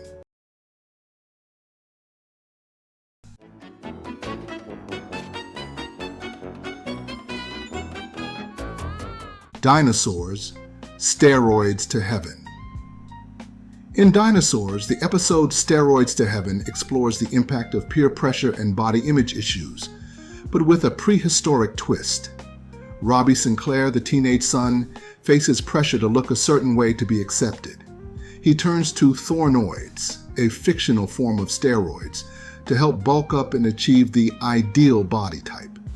Although Dinosaurs was a puppet-driven, family-friendly show that usually focused on humor and satire, this episode was a direct critique of steroid use and the pressure young people face to fit societal standards.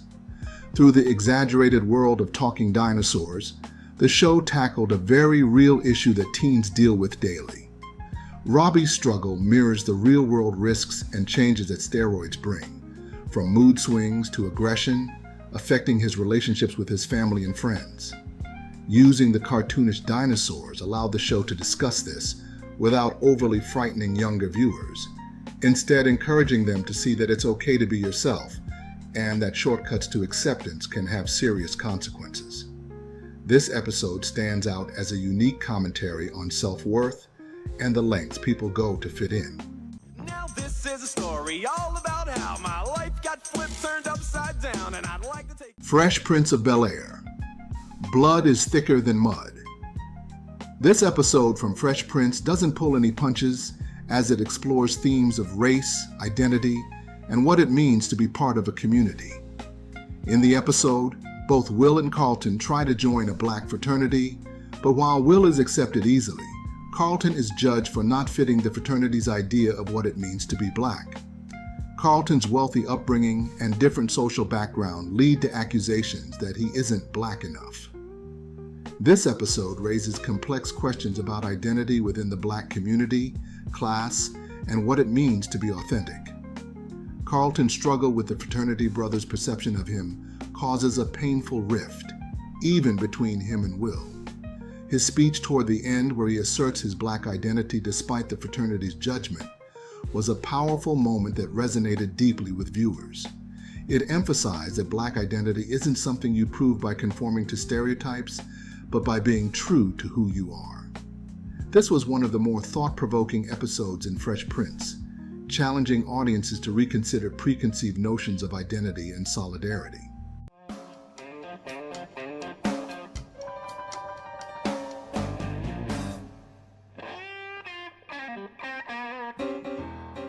Eight Simple Rules. Goodbye. In one of the most heart-wrenching episodes of 8 Simple Rules, the show confronts the real-life loss of actor John Ritter, who played the father, Paul Hennessy. This episode, titled Goodbye, deals with the sudden tragic death of Paul in the storyline, mirroring Ritter's passing. The writers took a realistic approach in portraying the family's grief, with each character processing the loss in a different way. This episode was particularly moving because the emotions on screen reflected the real grief felt by the cast and crew. Rather than opting for a quick solution, the show explored the true-to-life ways families navigate through the grieving process. Scenes of the family remembering Paul, struggling to go about their daily lives, and dealing with their own feelings of guilt and confusion left a powerful impact. The episode's raw emotion captured the reality of losing a loved one and struck a chord with audiences. It's a reminder of the importance of family and the reality that sometimes life throws tragedies our way that we can only learn to live with, not overcome. Math, science, history, unraveling the mystery that all started with a Big Bang. Big Bang Theory, the comic book store regeneration. In The Big Bang Theory, this episode addresses loss in a more understated yet impactful way. Howard Wolowitz receives news of his mother's death, a character who was an integral part of the show, though she was never seen on screen. For viewers, Mrs. Wolowitz's off-screen presence was iconic, known for her loud, booming voice and the constant comedic tension with Howard. When she passes, it brings a poignant shift in the episode's tone, as Howard's grief is treated with genuine care. Unlike the typical humor-driven episodes, this one allows characters to sit with the reality of losing someone close to them. By slowing down the pace and focusing on the friendships around him, the episode shows how a character's loss can profoundly change a show's dynamic. It's a reminder that even the most humorous shows have space for serious emotions, and that loss, whether depicted on screen or off, is always impactful.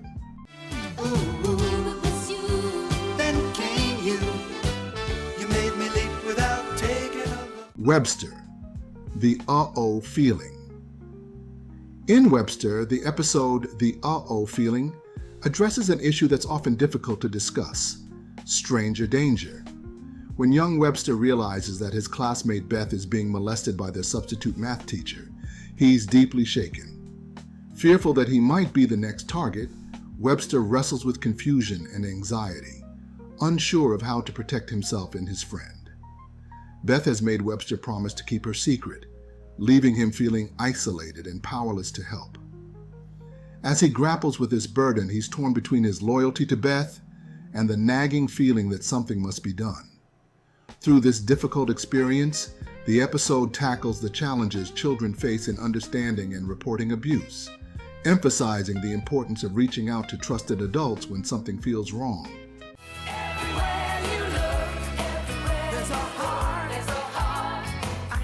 Full House, Shape Up.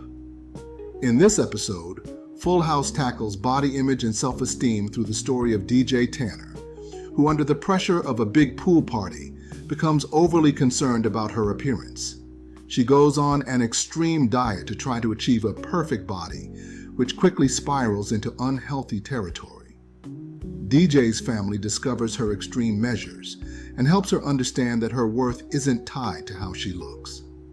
This episode stands out in Full House for addressing a real issue that affects many teens: the pressure to conform to beauty standards. It was a rare example of a family show tackling body image, dieting, and self-worth, sending an important message about self-acceptance. At a time when shows often avoided these topics, Full House took a step in showing young viewers that they don't have to change who they are to feel good about themselves.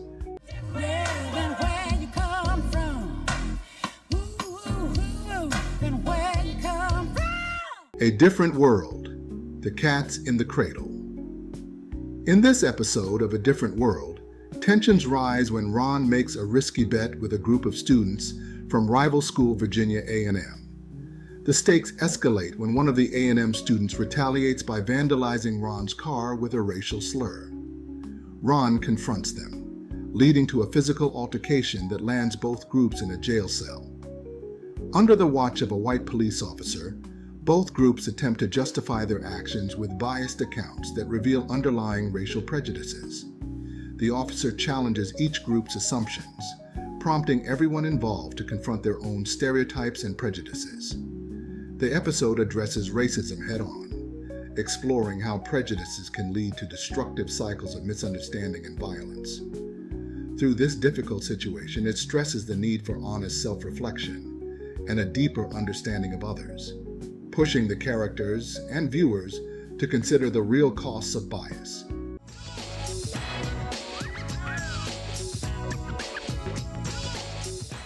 The Parenthood, Hood Sweethood, Parts 1 and 2. This two-part episode of The Parenthood takes a hard-hitting look at the violence and challenges facing inner-city families. As the Peterson family deals with crime and safety concerns in their neighborhood, the storyline underscores the harsh realities many communities face daily. The show doesn't shy away from showing how violence impacts families, especially young people, and the emotional toll it takes. This episode is unique because it approaches inner-city violence from the perspective of a family-oriented show, allowing younger viewers to understand the trauma and fear that can come with living in a challenging environment. It emphasizes the importance of community, support, and family resilience, even when facing adversity.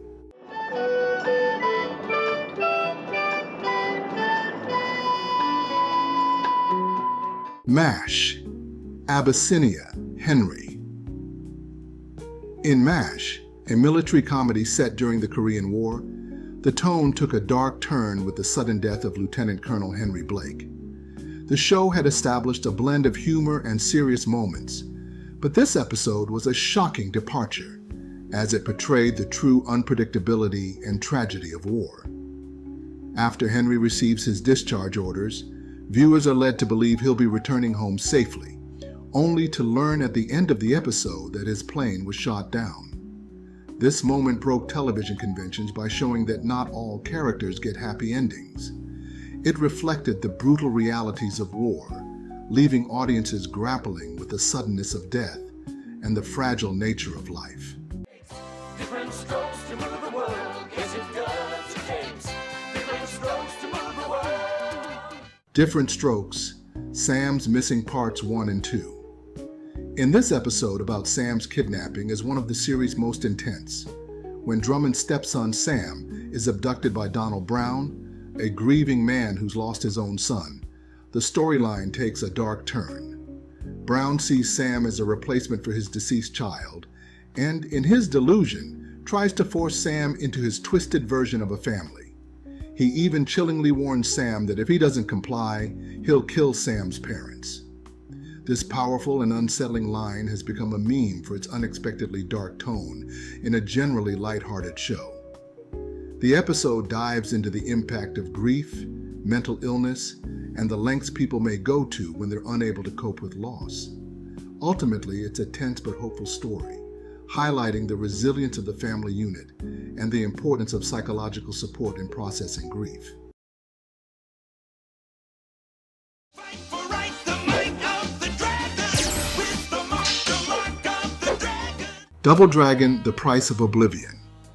In Double Dragon, The Price of Oblivion dives into the serious topic of addiction in a way that's both accessible and impactful. The plot revolves around Oblivion, a new street drug that strips its users of their willpower, leaving them as mindless shells. Billy and Jimmy Lee face a personal challenge when someone they care about falls victim to the drug, making their mission to stop its spread even more urgent. The episode mixes action-packed sequences with a sobering look at how addiction affects individuals and communities, giving viewers a lot to think about. What sets this episode apart is its balance of fantasy martial arts with a very real-world problem. The show's typical high-energy tone takes a back seat to moments of vulnerability and empathy, as the brothers learn the importance of offering support to those in need. It's a bold narrative choice for a children's cartoon, making this one of the series' most memorable episodes. Pardon me, see by my card I am finding a world we may explore. Harold and the Purple Crayon, I Remember Goldie. This heartfelt episode of Harold and the Purple Crayon explores the tender topic of loss through Harold's journey of remembrance. After the passing of his beloved goldfish Goldie, Harold uses his magical crayon to relive their shared memories. The episode transforms into a visual odyssey of love and nostalgia as Harold sketches out their adventures together. Through this creative process, Harold comes to terms with his grief, learning that memories can offer comfort and keep loved ones close even after they're gone. I Remember Goldie is a standout for its simplicity and emotional resonance. The way the show uses Harold's drawings to represent his feelings is both creative and poignant. It's a gentle reminder for children and even adults that it's okay to grieve and that the people or pets we love live on in our hearts. This episode is a beautiful example of storytelling that speaks to audiences of all ages.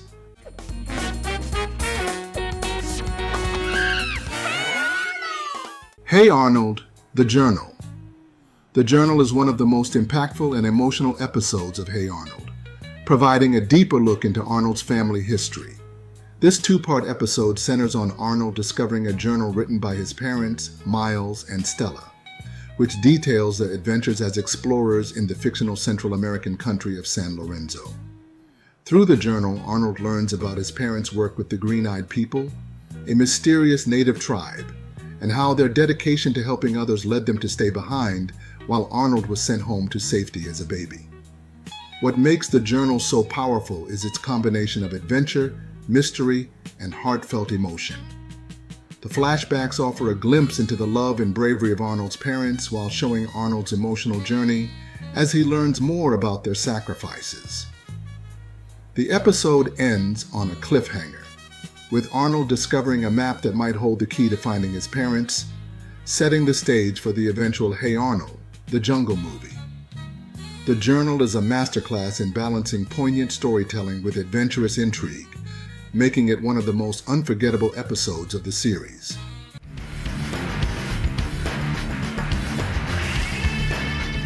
Batman Beyond, The Winning Edge. Batman Beyond tackles the pressures of youth sports and the dangers of performance-enhancing drugs in The Winning Edge. Terry McGinnis investigates a powerful drug called slappers, which grants temporary super strength but causes severe physical and emotional side effects. The case becomes personal when one of Terry's classmates, a promising athlete, struggles with addiction in an effort to maintain his success. This episode stands out for its gritty, realistic take on a growing societal issue. Terry's dual perspective as both a high school student and Batman adds layers of complexity to the story. It's a cautionary tale about the dangers of shortcuts and the importance of valuing oneself beyond achievements. With its blend of superhero action and real-world relevance, The Winning Edge is a testament to the series' bold storytelling.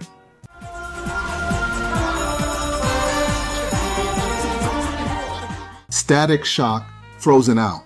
Frozen Out is one of Static Shock's most emotional and socially conscious episodes, addressing homelessness and empathy during the holiday season. Virgil, also known as Static, encounters a homeless girl named Permafrost, who possesses ice-based powers and uses them to lash out at society after enduring a life of neglect and isolation. As Static investigates her actions, he learns about her tragic backstory. Permafrost was abandoned by her father after her mother's death, leaving her to fend for herself on the streets. Her pain and loneliness manifest in her destructive use of her powers, making her both a victim and a threat.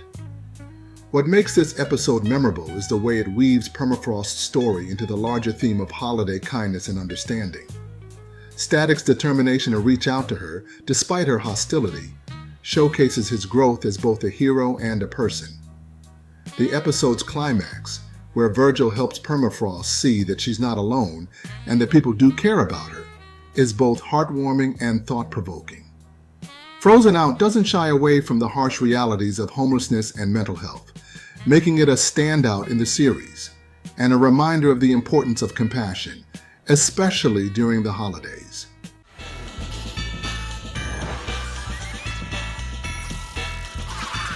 Futurama, Luck of the Fryish. Luck of the Fryish is one of Futurama's most poignant episodes, exploring themes of family, legacy, and misunderstood intentions. Fry, still adjusting to life in the 31st century, becomes obsessed with reclaiming his lucky 7-leaf clover from his old life. As he learns about his brother Yancey's achievements back on Earth, he becomes convinced that Yancey stole the clover and lived the life Fry always dreamed of.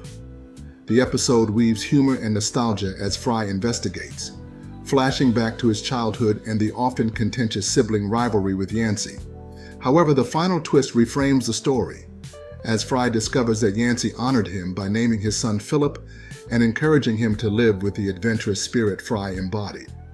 The reveal is both heartwarming and heartbreaking, underscoring the unspoken love between brothers despite their differences. The balance of humor and emotional depth makes Luck of the Fryish unforgettable, and the use of the poignant song "Don't You Forget About Me" elevates the ending to one of Futurama's most powerful moments. The power is yours! Captain Planet and the Planeteers, Teens in the Hood. In this powerful episode, a high school teacher begins with a lesson on the civil rights movement, emphasizing peace and unity inspired by leaders like Martin Luther King Jr. and Rosa Parks. The scene shifts to a shootout between rival gangs, the evil educators, and the wrecking crew, where the teacher is critically injured while protecting Ronnie, the younger brother of a gang leader. The Planeteers go undercover at the school to investigate, earning the trust of both gangs and uncovering Ronnie's knowledge of the shooter. As tensions escalate, Ronnie and Mati are kidnapped and left in a burning building, while the gangs prepare for an all-out brawl. At the climactic standoff, Julie, a friend of Ronnie's and sister to the evil educator's leader, reveals the shooter's identity, prompting the Planeteers to intervene. Captain Planet rescues Ronnie and Mati, and the gang leaders are inspired to end their feud after reflecting on the destructive consequence of their actions. The episode ends on a hopeful note as the teacher recovers, and the gang's truth shows that peace and understanding can triumph over violence. It's crime fighting time. Cops, Case of the Lowest Crime. Buttons McBoom attempts to rob a store, but finds it already cleaned out by crystal twist addicts. Furious, he meets Addictum, a drug dealer pushing the dangerous substance. Addictum offers a deal to Big Boss, who rejects it and throws him out, making it clear drugs aren't welcome in his empire. Meanwhile, the cops team is overwhelmed by the chaos caused by Crystal Twist, with overcrowded jails and hospitals full of addicts suffering from its effects. During a gold heist, Big Boss's gang encounters Addictum, and Berserko accidentally overdoses on the drug. Furious, Big Boss decides to team up with the cops to take Addictum down. After a citywide chase, Addictum is cornered in the hospital but takes a doctor hostage. Berserko, still recovering, subdues him, leading to Addictum's arrest. The episode ends with a strong anti-drug message from Bulletproof, urging viewers to make the choice to say no to drugs.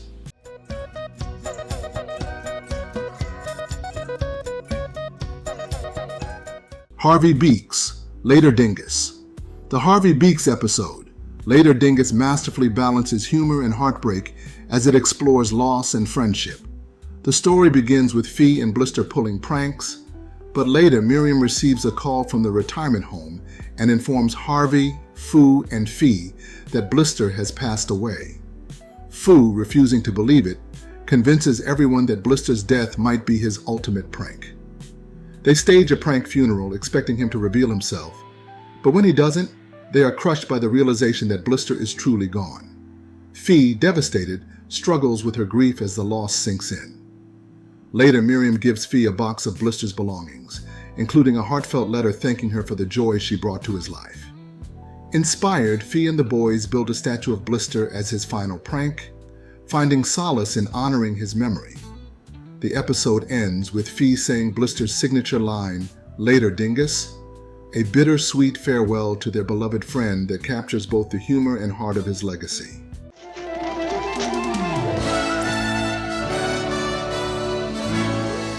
The Smurfs, Squeaky. In the episode, Squeaky offers a poignant look at loss and the power of community. Smurfette befriends a baby mouse named Squeaky, who becomes her constant companion. The episode showcases their playful adventures and the joy Squeaky brings to Smurfette's life. However, the tone shifts when Squeaky falls ill and passes away, leaving Smurfette heartbroken. The other Smurfs rally around her, offering their support and helping her navigate her grief. What makes this episode so impactful is how it handles loss with simplicity and sincerity, making it accessible for younger audiences while still resonating with older viewers. The story reminds us of the importance of cherishing the time we have with those we love and finding comfort in shared memories. Smurfette's eventual acceptance of Squeaky's passing is a testament to the show's ability to blend gentle lessons with heartfelt storytelling. Squeaky remains a timeless reminder of the resilience of the heart and the healing power of friendship.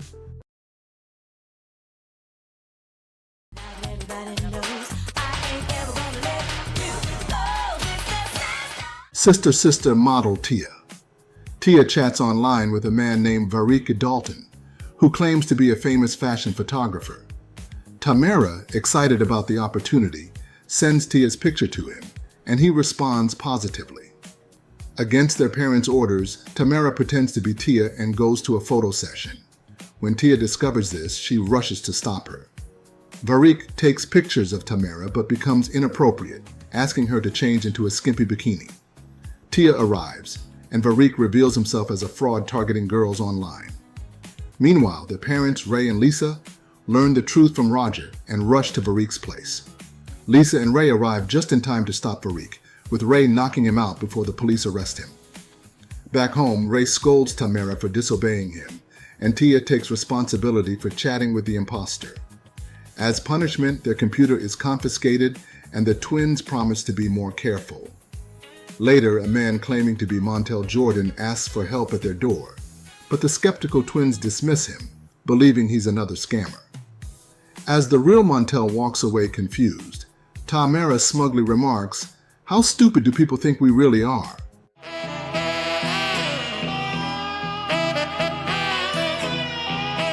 Roseanne, Crime and Punishment.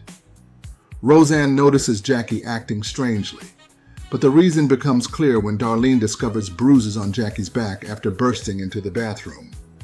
Jackie tearfully admits her boyfriend Fisher has been hitting her, blaming herself for his behavior.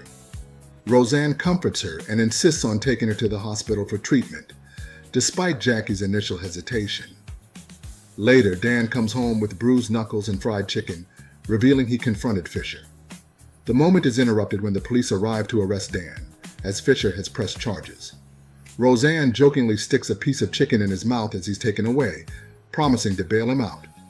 The episode blends humor and drama, tackling the serious issue of domestic violence with the Connors' trademark resilience. Stand by me when this boy meets world. Boy Meets World. We'll have a good time then. Corey's best friend Sean faces a heartbreaking reality when his estranged father, Chet, returns to his life but falls gravely ill shortly after.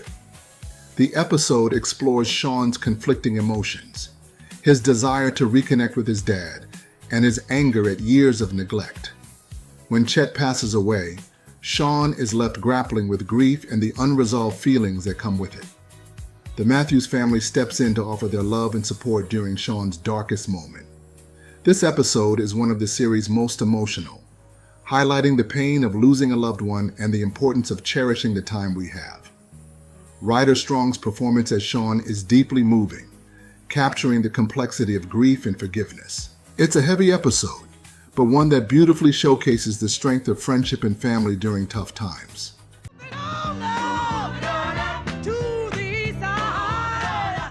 The Jeffersons. Sorry, wrong meeting. When a crime wave hits Manhattan, Tom decides to hold a meeting with the tenants to address safety concerns, inviting George and Harry to join him. However, the meeting takes a shocking turn when they realize it's actually a Ku Klux Klan rally led by Herbert Purcell.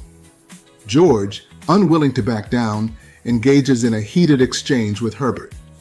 In the midst of their confrontation, Herbert suffers a heart attack, and George steps in to save his life using CPR.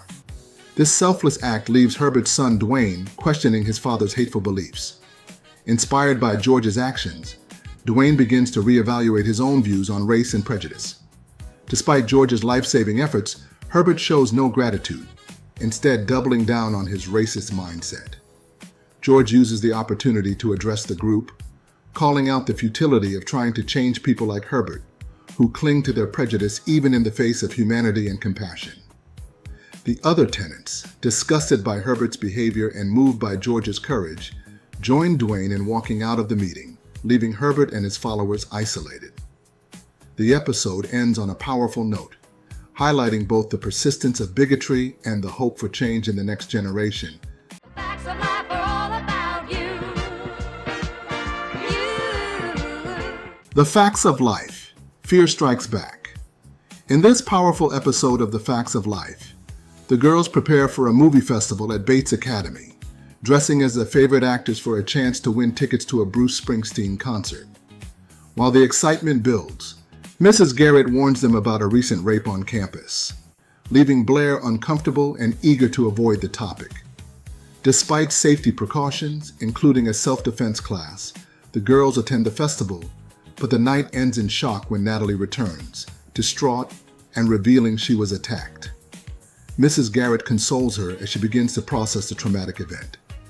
In the days that follow, Natalie struggles with fear and even declines Blair's offer of Springsteen tickets. Mrs. Garrett encourages her to face her fear and consider the self-defense class. Watching the class, Natalie sees Joe excel, Tootie struggle, and Blair refuse to participate. Mrs. Garrett surprises everyone with her own impressive moves, inspiring the girls.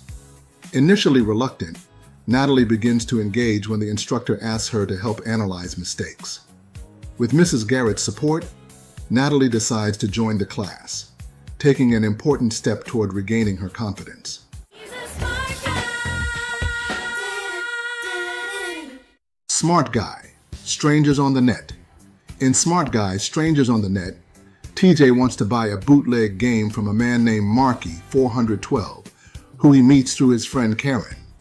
Although TJ is initially hesitant, he's pressured into the purchase when Marky 412 offers a cheaper version of Starship Doctor. When they meet at Dog Burger, TJ realizes Marky 412 is an adult, which raises some concerns, but he brushes it off when the man shows them the games they want. Marky 412 warns them to keep quiet about the illegal nature of the games, which further raises red flags. Later, Marky 412 invites TJ and Karen to his house to try a new virtual reality game, but he suggests they change into swimsuits, then even asks them to wear only their underwear. Realizing something is wrong, TJ leaves with Karen. After confiding in his dad, TJ helps the police uncover that Marky 412 is an ex-con with a history of similar crimes. TJ's actions help protect others, and his father commends him for trusting his instincts and speaking up when things didn't feel right.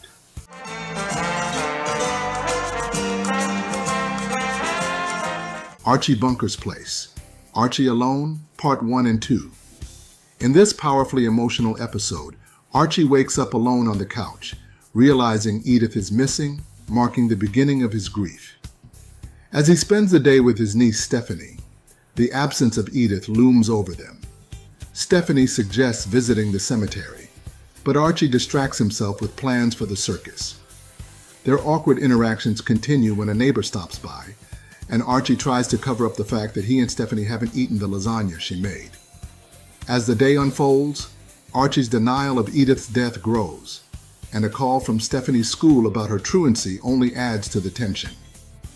Later, Archie's refusal to accept Edith's passing becomes more apparent as he interacts with others, including a visit from an insurance agent.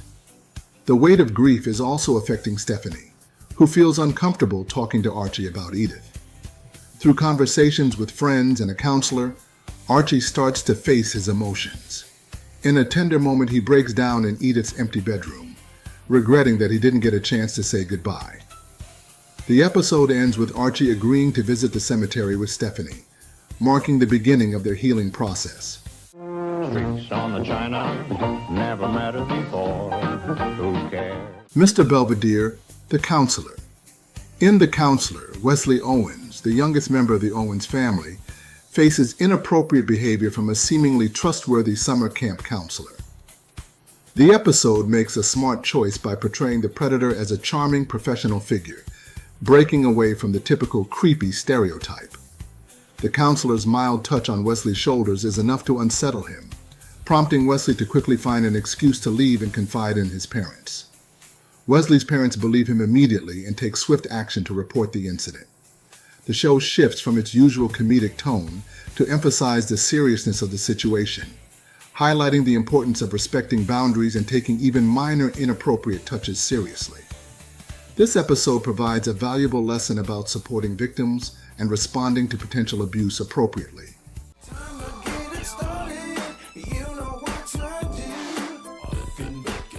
The Jamie Foxx Show, The After School Special. In the Jamie Foxx Show episode, The After School Special, Jamie takes on the role of a mentor to a troubled young boy named Nelson, who is struggling to deal with a school bully.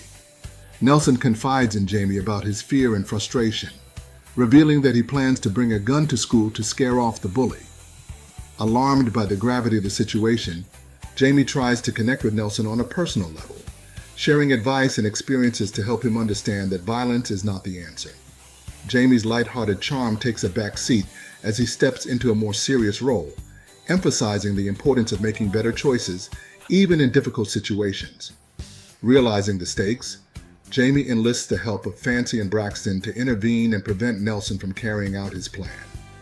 Together they confront the issue head-on, highlighting the importance of community and mentorship in guiding young people away from dangerous paths. The episode delivers a powerful message about the consequences of violence and the value of seeking help, showing how love, support, and understanding can make a critical difference in someone's life. This heartfelt story is a standout moment for the show, blending its comedic roots with an impactful and serious theme.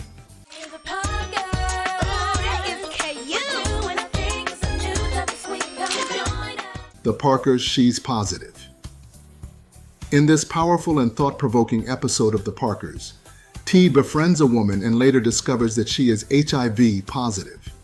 This revelation challenges his initial assumptions and forces him to confront his own fears and prejudices about the virus. The show handles this sensitive topic with care, highlighting the importance of education and empathy when addressing HIV and AIDS. Through T's journey, the episode delivers a poignant message about compassion and understanding, emphasizing that a person's worth is not defined by their diagnosis. Meanwhile, Nikki finds herself in an uncomfortable situation when she caters a dinner party for Professor Ogilvy, only to realize that his guests hold racist attitudes. The situation quickly becomes tense as Nikki, known for her quick wit and bold personality, refuses to let their behavior slide. This subplot provides a sharp critique of prejudice and discrimination, showcasing Nikki's strength and resolve in standing up for what's right. Together, these storylines blend humor with impactful social commentary, making it one of the show's most memorable episodes.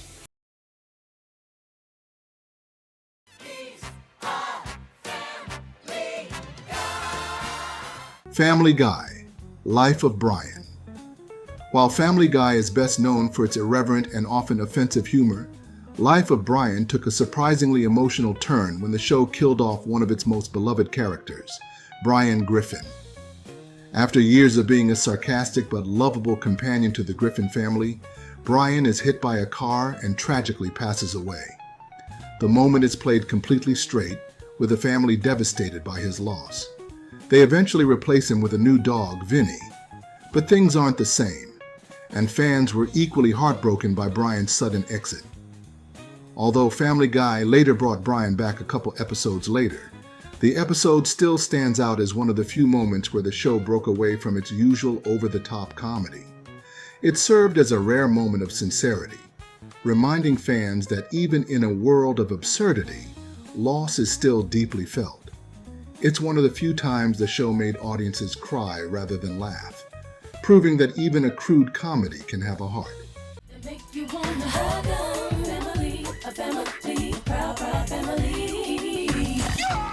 The Proud Family. I Had a Dream. In this The Proud Family's Black History Month episode, where Penny reluctantly takes on a school project about Black historical figures. Her teacher explains the origins of Black History Month, and Oscar proudly embraces the celebration, hosting a LeVar Burton Film Festival. After slipping in the hallway, Penny is transported to 1955 in a dream, where she experiences segregation firsthand. Black accomplishments are ignored, playgrounds are divided, and even her friend Zoe avoids her. The school janitor, Mr. Anderson, is oddly reimagined as a segregationist, making for a strange character shift. While the episode simplifies history, it effectively introduces kids to racism's harsh realities in a digestible way. Penny's Dream presents an optimistic resolution, but as a children's show, The Proud Family makes an important statement about remembering history to prevent its repetition. The show's legacy in tackling race-related topics continued with Louder and Prouder, reinforcing that while progress has been made, there's still more work to be done.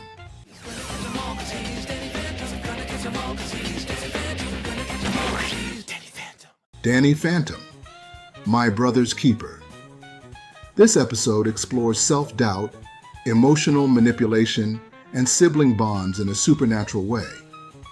Jazz grows concerned about Danny's behavior, unaware that his struggles stem from his encounters with Penelope Spectra, a ghostly guidance counselor who feeds off teenage misery. Spectra manipulates Danny into believing Jazz sees him as weak, worsening his self-esteem. As his ghost battles go poorly, his depression deepens, making him the perfect energy source for Spectra. Meanwhile, Jazz remains determined to help her brother, even after he repeatedly pushes her away. When Jazz finally witnesses Danny's ghost transformation, she realizes the truth but keeps it to herself. Danny soon discovers Spectra's plan to drain enough misery from students to remain young forever, with Jazz as her next target.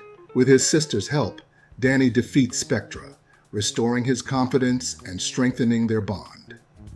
The episode highlights the dangers of self-doubt and emotional manipulation, while showing that, even when unappreciated, sibling support is always there when needed most.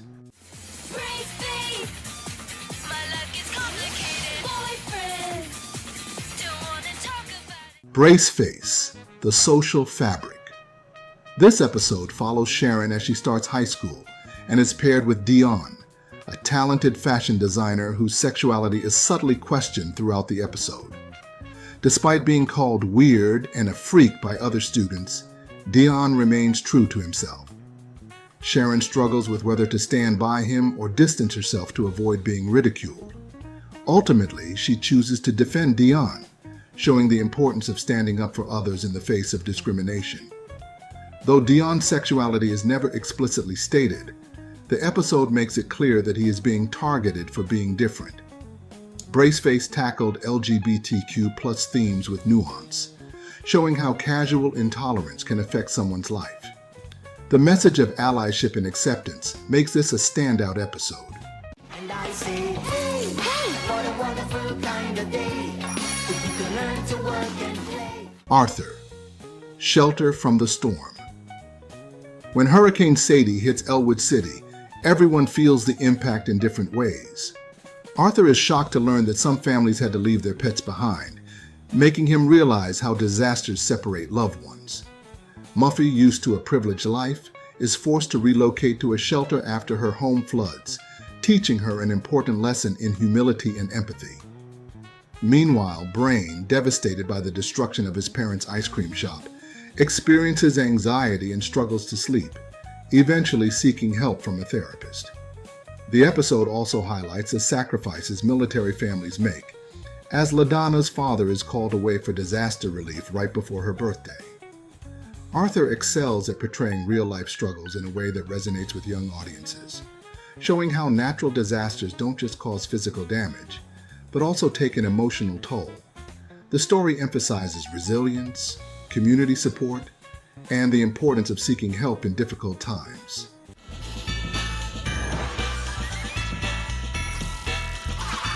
Futurama, Jurassic Bark. Few animated episodes are as universally heartbreaking as Futurama's Jurassic Bark. In this episode, Fry discovers that his beloved dog, Seymour, has been fossilized. Through flashbacks, we see their unbreakable bond, with Seymour waiting outside the pizza shop every day for Fry to return, until Fry gets frozen and disappears. Professor Farnsworth offers to clone Seymour, but Fry ultimately decides against it, believing Seymour lived a long and happy life after he was gone. The episode ends with a devastating montage showing that Seymour never stopped waiting for Fry. This episode hits like an emotional freight train. It explores loyalty, grief, and the pain of missed opportunities. The final scene, set to the haunting song "I Will Wait for You," is one of the most gut-wrenching moments in animation.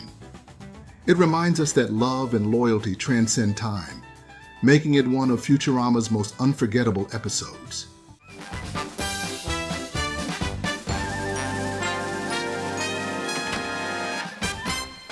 Recess. Speedy, We Hardly Knew Ye. When the kids return to school after the weekend, they find their class hamster Speedy unresponsive. Miss Grotke nervously suggests he's hibernating, but Gretchen confirms the truth. Speedy is dead. Heartbroken, the kids struggle to focus, and TJ suggests holding a funeral to properly honor their pet. The entire school gets involved, from the diggers digging the grave to King Bob preparing a eulogy. However, as former students arrive, they each remember Speedy looking different, raising suspicions about his true identity. The mystery deepens when Spinelli, who had been hiding her emotions, accidentally knocks open the coffin, leading to the shocking reveal. This Speedy is not the original. Miss Grotke confesses that Speedy has been replaced countless times to spare students from grief. The older attendees are outraged, but TJ reminds them that their memories of Speedy still matter. The episode ends with Speedy being honored as the Tomb of the Unknown Speedy, showing that even small lives leave a lasting impact.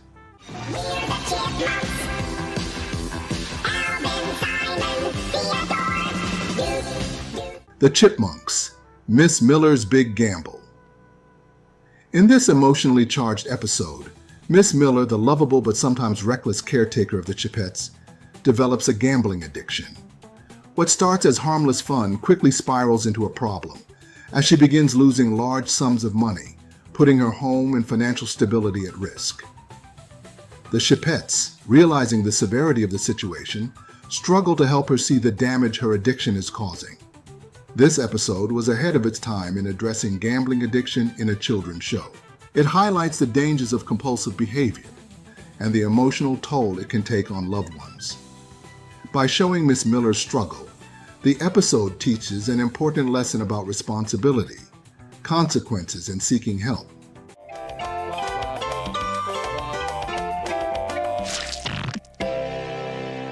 Rugrats. Chucky's Wonderful Life. Inspired by It's a Wonderful Life, this Rugrats episode follows Chucky as he wonders if the world would be better off without him. After feeling like a burden to his friends, an angelic figure shows him an alternate reality where he never existed. To his surprise, the world is actually worse without him. His friends are lost without his cautious nature, and his father is lonely without his son. This episode sends an important message about self-worth and the impact we have on those around us.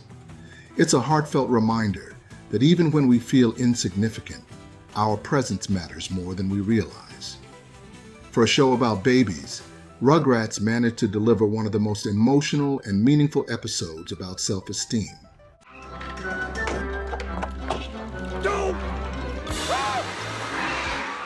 The Simpsons, Mother Simpson. In one of The Simpsons' most emotional episodes, Homer is reunited with his long-lost mother, Mona Simpson. Believing she had died, Homer is overjoyed to have her back in his life. However, it's revealed that Mona has been on the run for years due to her past activism. Despite their heartfelt reunion, Mona must leave again, forcing Homer to say goodbye once more. The final scene, where Homer silently sits on his car hood looking at the stars, is one of the most poignant moments in the show's history. It's a rare moment of vulnerability for The Simpsons, proving that even in a world of satire and comedy, real emotions still matter.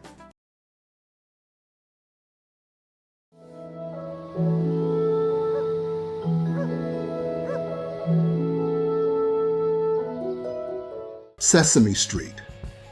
When Families Grieve. Few shows have handled grief with as much care and compassion as Sesame Street. In this special, Katie Couric and the beloved Muppets guide families through the painful process of losing a loved one, particularly focusing on military families who have lost a parent. The episode blends personal stories with practical coping strategies, offering comfort and support to children struggling with loss. The heartfelt interviews and candid discussions show that grieving is a natural, ongoing process, and that it's okay to express emotions, whether it's sadness, confusion, or anger.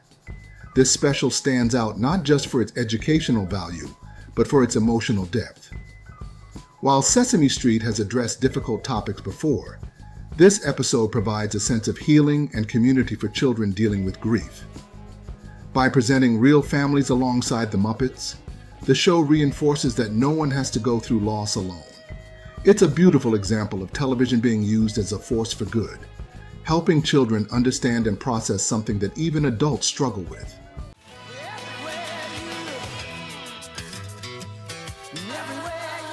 Full House. Under the Influence. In this emotional episode, Full House takes on the dangers of drunk driving when DJ's best friend Kimmy gets intoxicated at a fraternity party and insists on driving home. Recognizing the danger, DJ refuses to let Kimmy get behind the wheel and takes it upon herself to drive them both home safely. However, the next morning, Kimmy is furious and accuses DJ of ruining her night. Their argument takes a serious turn when DJ reveals that her mother died in a car accident caused by a drunk driver, making it clear that she wasn't just being overprotective, she was trying to prevent history from repeating itself. This episode is a standout because it delivers its message in a relatable way. It doesn't just say drinking is bad. Instead, it shows the real-life consequences of reckless decisions. Kimmy's anger and defensiveness reflect how peer pressure and denial can cloud judgment, while DJ's firm stance proves the importance of standing up for what's right, even when it's hard. The episode's ultimate takeaway, "Friends don't let friends drive drunk," is a message that remains just as important today. Real love bursting out of every scene. Family Matters, an unlikely match. This Family Matters episode begins with Urkel being bullied by Andre, the leader of a tough crowd at school. But when Urkel later learns that Andre has leukemia, he chooses to put their differences aside and help organize a bone marrow drive, encouraging fellow students to register as donors. Despite their past conflicts, Urkel's effort ends up saving Andre's life, leading to an unexpected friendship between the two. What makes this episode so memorable is how it highlights the importance of compassion, even toward people who may not have treated us kindly. It also brings awareness to the need for bone marrow donors, particularly in the Black community, where matches can be harder to find. Family Matters often mix humor with heart, and this episode is a perfect example of how the show used its platform to educate and inspire. Life is such a sweet insanity. The more you learn, The Hogan Family, the best of friends, worst of times. In one of the most powerful episodes of The Hogan Family, David learns that his childhood best friend Rich is dying from AIDS. Initially, David struggles to process the news, feeling a mix of fear, sadness, and uncertainty. With guidance from his Aunt Sandy, he educates himself about HIV and AIDS, and ultimately finds the courage to visit Rich in the hospital. Their emotional reunion serves as a reminder that true friendship means being there for someone in their hardest moments. This episode was groundbreaking for its time, airing at a moment when misinformation and stigma about HIV and AIDS were widespread. Rather than resorting to scare tactics, the Hogan Family focused on empathy, education, and breaking down misconceptions. The episode ends with David speaking at a school assembly about HIV awareness, and the emotional weight is felt even more when he reveals that Rich passed away the night before.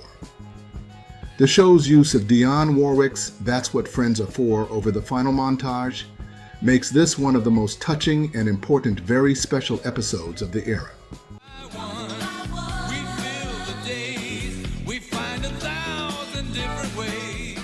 Empty Nest, Under the Gun. This empty nest episode delivers a chilling look at the dangers of gun violence, particularly when it comes to children. Harry befriends a young boy named Oscar, who confides in him that he's been bringing a gun to school for protection against bullies. Concerned for Oscar's safety and the potential for tragedy, Harry tries to talk to him about the risks, hoping to steer him away from relying on a firearm. Unfortunately, things take a terrifying turn when the gun accidentally discharges from Oscar's backpack and Harry is shot. What makes this episode so impactful is how it highlights the reality of gun accessibility among children and the unintended consequences that can follow. The story doesn't just focus on the immediate danger, but also on the broader issue of why kids feel the need to carry weapons in the first place. It serves as both a cautionary tale and a wake-up call about the importance of addressing bullying, mental health, and gun safety before tragedy strikes.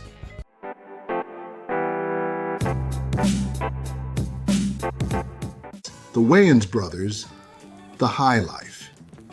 In a humorous yet serious take on drug use, The Wayans brothers explores the dangers of peer pressure when Marlon befriends Rico Da Vinci, a rising movie star with a penchant for partying. Sean quickly becomes concerned that Rico is leading Marlon down a dangerous path, especially when he catches his brother smoking marijuana. Things come to a head when Sean lands Marlon an audition for a major movie role, only for Marlon to show up high and completely bomb his performance, proving Sean's point about how marijuana can derail opportunities. Like many 90s sitcoms, the episode wraps up with a straightforward anti-drug message, with Sean and Marlon delivering a PSA about the dangers of substance use. While the episode keeps its signature comedy, it effectively addresses the impact of making the wrong choices, particularly when it comes to career aspirations and friendships. The exaggerated but relatable portrayal of Marlon's downfall serves as a cautionary tale about how even casual drug use can have long-term consequences.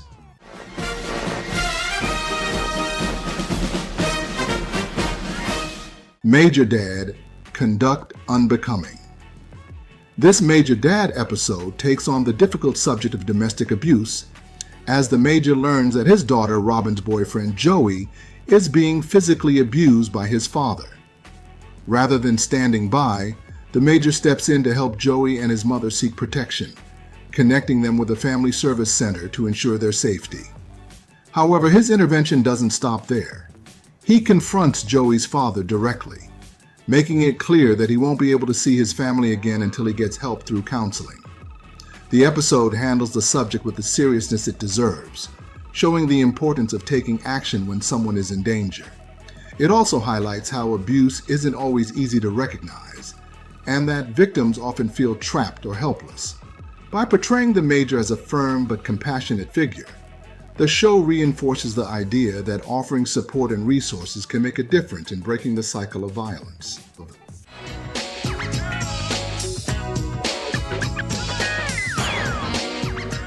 The Parenthood, I'm Otay, You're Otay.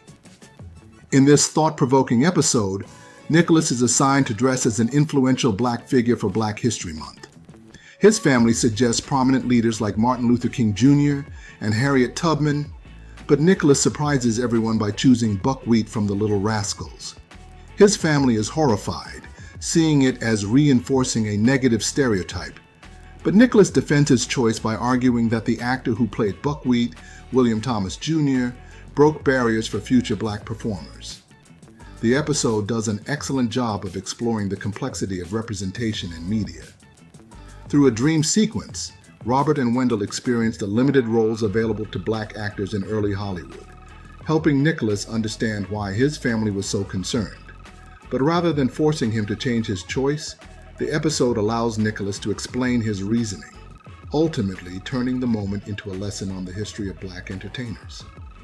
It's a rare and nuanced look at cultural identity and progress in media representation.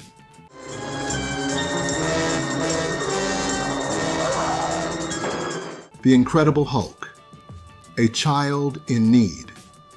This emotionally charged episode sees Dr. David Banner discovering that a young boy named Mark is being physically abused by his father.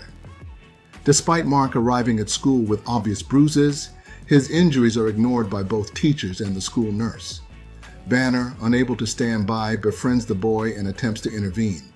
But Mark's mother defends her husband, making it difficult to get help. When Mark accidentally spills his father's beer and is brutally attacked, Banner reaches his breaking point and transforms into the Hulk, stepping in to stop the abuse. What makes this episode stand out is how it addresses the cycle of abuse. When the Hulk physically pushes Mark's father around, he begins to relive his own childhood trauma and realizes he's become the very thing he feared. Unlike many abuse-focused episodes that simply punish the abuser, this one takes the more complex route of showing redemption. The father seeks help, and Mark is finally able to heal. It's a powerful message that highlights both the pain of abuse and the possibility of breaking the cycle.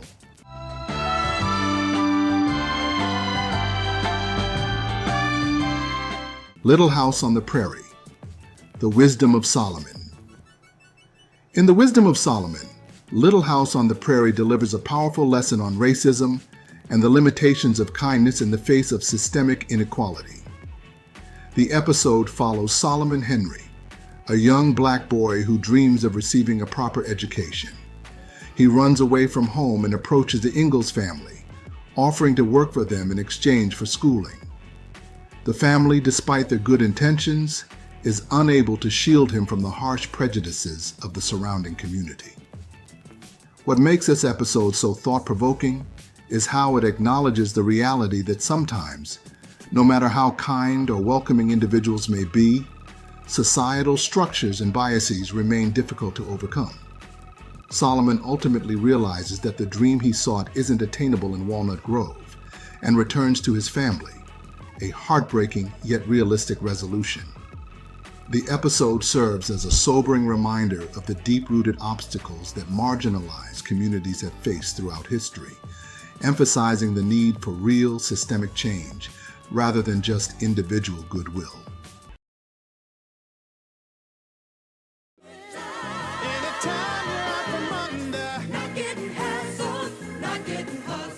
The Evans Get Involved, Part 1, The Introduction of Penny. Our story starts with The Evans Get Involved, Part 1. Here we meet 10-year-old Penny Gordon, a new neighbor in the Evans family's Chicago housing project. Penny is kind, sweet, and instantly draws sympathy from the Evans family, as well as Willona Woods, the funny, independent, and fashionable friend of the Evanses. Penny is quick to make friends with the Evans family, especially with Willona, who sees something special in this little girl. But Penny isn't just a typical child moving into the neighborhood. The episode slowly reveals that Penny is hiding something no child should ever have to endure. I knew that would be the first place you tried to hide. Please, Mama, I promise I won't be a bad girl anymore. Please. At one point, Willona and the Evans family notice suspicious bruises on Penny, and after some tense moments, they discover a horrifying truth. Penny is being abused by her mother, Lynella Gordon. This episode was a huge departure from the typical sitcom storyline. Good Times didn't shy away from serious issues, but this was one of the first times a show addressed child abuse directly. Seeing Penny, a young, innocent child, dealing with this kind of trauma was difficult for audiences to watch, and it brought much-needed awareness to an issue that was often hidden or ignored. In this episode, we see just how observant and caring Willona is, realizing something is wrong and taking action. It's the start of her journey from fun-loving friend to someone who could change Penny's life. What happened? What happened? Oh my God. Mother's broken her arm. The Evans Get Involved, Part 2, Systemic Challenges and Heartbreak. The story continues with The Evans Get Involved, Part 2. After discovering that Penny is being abused, Willona tries to get help. She contacts authorities, hoping to protect Penny from her abusive mother. But things aren't easy.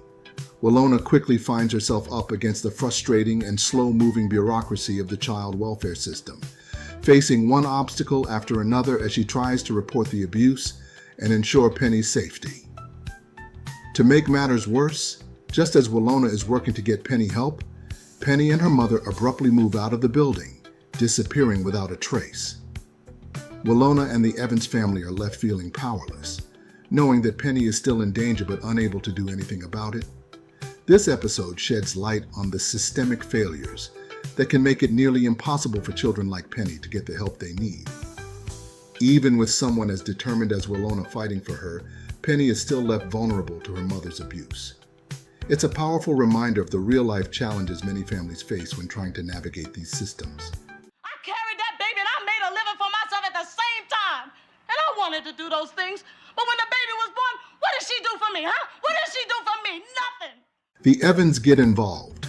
Part 3, Penny's return and Willona's big decision. In Part 3, the storyline takes an unexpected turn. Just when it seems like Penny might be lost forever, she shows up at the Evans apartment after running away from home. Penny is terrified and desperate, pleading with Willona to let her stay.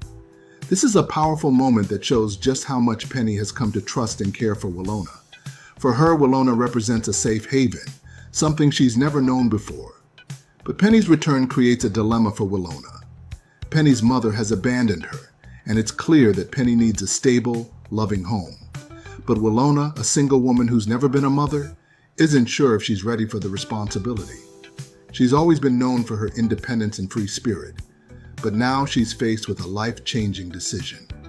As Willona weighs her options, we see her transformation from the fun-loving, stylish friend to someone who's willing to take on the role of a mother.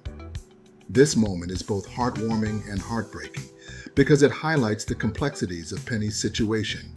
She needs a family, but finding one isn't as simple as it should be. Willona, Penny. I'm here to stay. The Evans get involved. Part 4. The adoption. By Part 4, it's clear that Penny and Willona are meant to be together, but there's still one more hurdle to overcome: the adoption process. Penny's mother is out of the picture, but Willona still has to prove that she's a suitable guardian. This is where Good Times brings in some humor to balance the heavy storyline. Bookman, the building's janitor, comes up with a plan to help Willona's chances. He pretends to be her husband, thinking that a two-parent household might look better to the social workers. The scheme adds some much-needed levity to the situation, but it also highlights just how far Willona and her friends are willing to go to keep Penny safe and happy. Eventually, Mrs. Dobbs, the head of the adoption agency, sees Willona's dedication and approves her as Penny's guardian. It's a triumphant moment, symbolizing the beginning of a new chapter for both Willona and Penny. For Penny, it means finally having a stable, loving home, and for Willona, it's the start of a new life as a mother. Girl's mother? Yes, I am. Well, I'm sorry to tell you this, but this young lady's been picked up for shoplifting. Penny's Christmas, a test of trust. Penny's Christmas is an emotional episode that tests the strength of Willona and Penny's new relationship. This will be Penny's first Christmas with Willona, and she wants it to be special. But when her money is stolen, Penny makes a desperate choice. She steals a necklace to give to Willona as a gift. When Penny is caught and arrested, Willona's ability to adopt her is called into question. The social worker is skeptical, and Willona has to fight to prove that Penny deserves to stay with her. Through this episode, we see how Penny's past trauma still affects her. She's afraid of not being enough, of not deserving love, and it leads her to make poor choices. But Willona responds with understanding and compassion, reassuring Penny that she doesn't have to prove her worth. It's a powerful reminder that healing from trauma takes time, and that Penny is still learning to trust that she is safe and loved. Frank, you don't understand. Penny has been drifting all of her life. Now, for the first time, she's got real roots and a place she can call home. I cannot take that away from her. Willona's Mr. Right, sacrifices for family. Next, we have Willona's Mr. Right, an episode that tests Willona's commitment to Penny. Willona's ex-boyfriend returns, asking her to marry him, and it's clear she still has feelings for him. But Willona realizes that having Penny has changed her priorities. She turns him down, choosing Penny over her own romantic happiness. However, Penny misunderstands the situation. She believes that she's ruining Wilona's life and, feeling guilty, decides to run away. When Wilona finds her, she reassures Penny that she chose to be her mother because she loves her, not out of obligation. It's a deeply moving moment that shows the depth of Wilona's love and commitment. For Penny, this is another step toward feeling truly safe and loved. No matter what anyone says, I'll always be with you. A Matter of Mothers, Confronting the Past. In the final chapter of Penny and Wilona's story, A Matter of Mothers, Penny's biological mother, Lynella, reappears, bringing both tension and manipulation. Now married and wealthy, Lynella decides she wants Penny back, not out of love, but to showcase her as part of her new life. This isn't about family, it's about image. When Wilona refuses, Lynella escalates her plan in a truly underhanded way. She tries to set Wilona up for an arrest, hoping to paint her as an unfit guardian. It's a cold, calculated move, with Lynella pulling strings to bring the authorities into the picture, jeopardizing everything Wilona has built with Penny. The stakes couldn't be higher as Wilona fights to clear her name and hold on to the daughter she's come to love. Ultimately, Penny chooses Wilona over her biological mother, recognizing where true love lies. In a moment that is both heartbreaking and empowering, Penny makes it clear that Wilona is her real family. Lynella, realizing she has lost, leaves, and Penny and Wilona are finally free to move forward without fear. A Matter of Mothers wraps up this powerful arc, reminding us that family isn't about blood. It's about loyalty, love, and the people who stand by you. Penny and Wilona's story remains one of the most moving in Good Times, showing us that the bonds we choose can be stronger than the ones we're born into. The lasting impact. The Penny and Wilona arc on Good Times was much more than just a TV storyline. It was groundbreaking, a story of trauma, resilience, and the bonds that make us family. Through these episodes, Good Times tackled child abuse, the struggles of adoption, and the emotional journey of healing. Penny's story reminds us that sitcoms can do more than make us laugh. They can teach us, inspire us, and even move us to tears. This storyline showed the world a young Janet Jackson, an incredible actor even as a child, who brought depth to the role of Penny. And Jeanette Dubois as Wilona showed us that a loving heart and an open home can make all the difference. Gather ye rosebuds while ye may. The Latin term for that sentiment is carpe diem. Now, who knows what that means? Dead Poets Society, 1989. Few films capture the transformative power of education and self-expression like Dead Poets Society.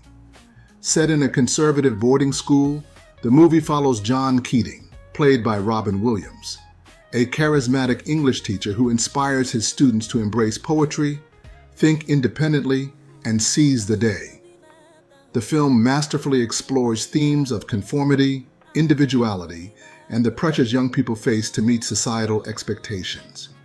The impact of Keating's teachings leads to both triumphs and tragedies, reminding viewers of the importance of finding their voice. What makes this film truly special is its emotional depth and relatability. Whether it's Neil's struggle to pursue his passion or Todd's journey to overcome self-doubt, Dead Poets Society resonates on a deeply personal level. Its heartbreaking ending stays with viewers long after the credits roll, serving as a poignant reminder of how vital it is to nurture creativity and authenticity in a world that often discourages both.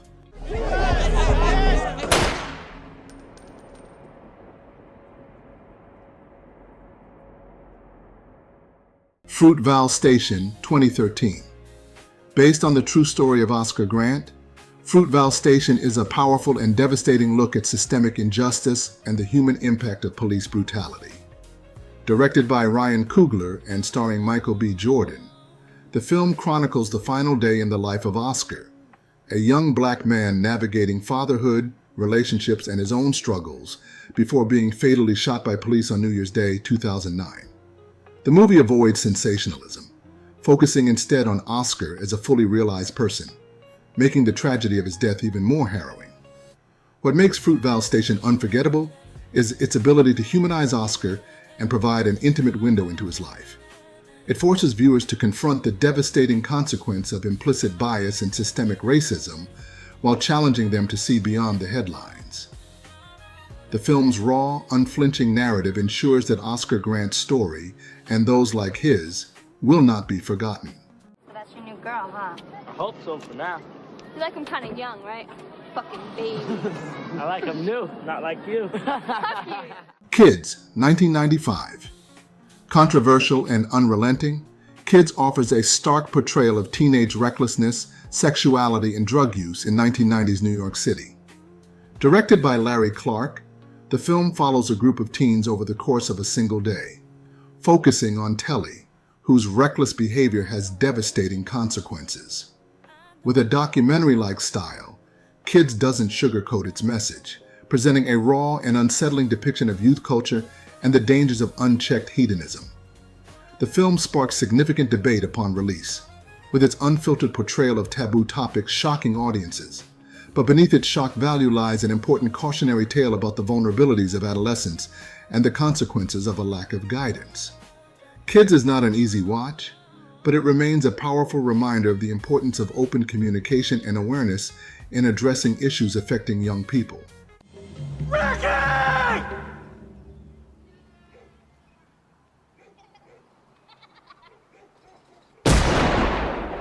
Boys in the Hood, 1991. John Singleton's Boys in the Hood is a landmark film that examines the challenges of growing up in South Central Los Angeles amidst gang violence, systemic racism, and economic inequality. The story follows Trey, Ricky, and Doughboy, three friends with vastly different paths, highlighting the ways that environment and choices shape their futures. With standout performances by Cuba Gooding Jr., Morris Chestnut, and Ice Cube, the film delivers a poignant, unflinching look at the realities faced by young black men in America. What makes Boys in the Hood so impactful is its nuanced storytelling. It doesn't glorify violence or despair, but instead offers hope through characters like Furious Styles, Lawrence Fishburne, Trey's father, who emphasizes education and responsibility. Singleton's honest and empathetic approach earned him an Academy Award nomination, making him the youngest and first black filmmaker to be recognized in the Best Director category. What do you think we should do, sir? Crash, 2004. Paul Haggis's Crash is a sprawling, interconnected drama that examines race, prejudice, and privilege in Los Angeles. Featuring an ensemble cast including Don Cheadle, Sandra Bullock, and Matt Dillon, the film weaves together multiple storylines, showing how people from different backgrounds collide in moments of vulnerability, tension, and revelation.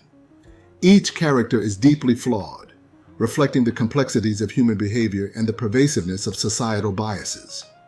While Crash has been divisive among audiences and critics, its willingness to address uncomfortable truths about race and class makes it a thought-provoking watch. The film's raw, emotional moments, like the harrowing car rescue scene, highlight the contradictions in human nature, showing that no one is entirely good or bad. I can't take it, man. My arm! My fucking arm! Just hang Requiem for a Dream, 2000. Few films depict the devastating effects of addiction as harrowingly as Darren Aronofsky's Requiem for a Dream. Following the lives of four individuals, played by Ellen Burstyn, Jared Leto, Jennifer Connelly, and Marlon Wayans, the movie explores how their dreams of success and happiness are destroyed by substance abuse. Aronofsky's visceral direction and Clint Mansell's haunting score make for an emotionally intense experience that is as unforgettable as it is unsettling. Requiem for a Dream is a gut-wrenching cautionary tale about the dangers of addiction and the fragility of hope. Its unflinching portrayal of despair and the loss of control is a stark reminder of the importance of compassion and support for those struggling with substance abuse. I came in here to tell you one thing. I am out. Out! And Danny is out too. And if you come near my family again, I'm gonna fucking kill you. American History X, 1998. Edward Norton delivers a powerhouse performance in American History X, a film that examines the roots of racism, hate, and redemption.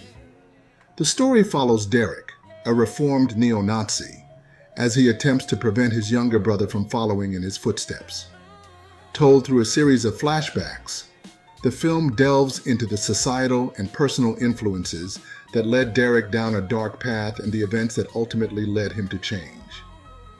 What sets American History X apart is its unflinching exploration of how hate is taught and how it can be unlearned. The film's brutal honesty and emotional depth make it a powerful statement about the consequences of prejudice and the possibility of redemption. Nurse say I'm HIV positive.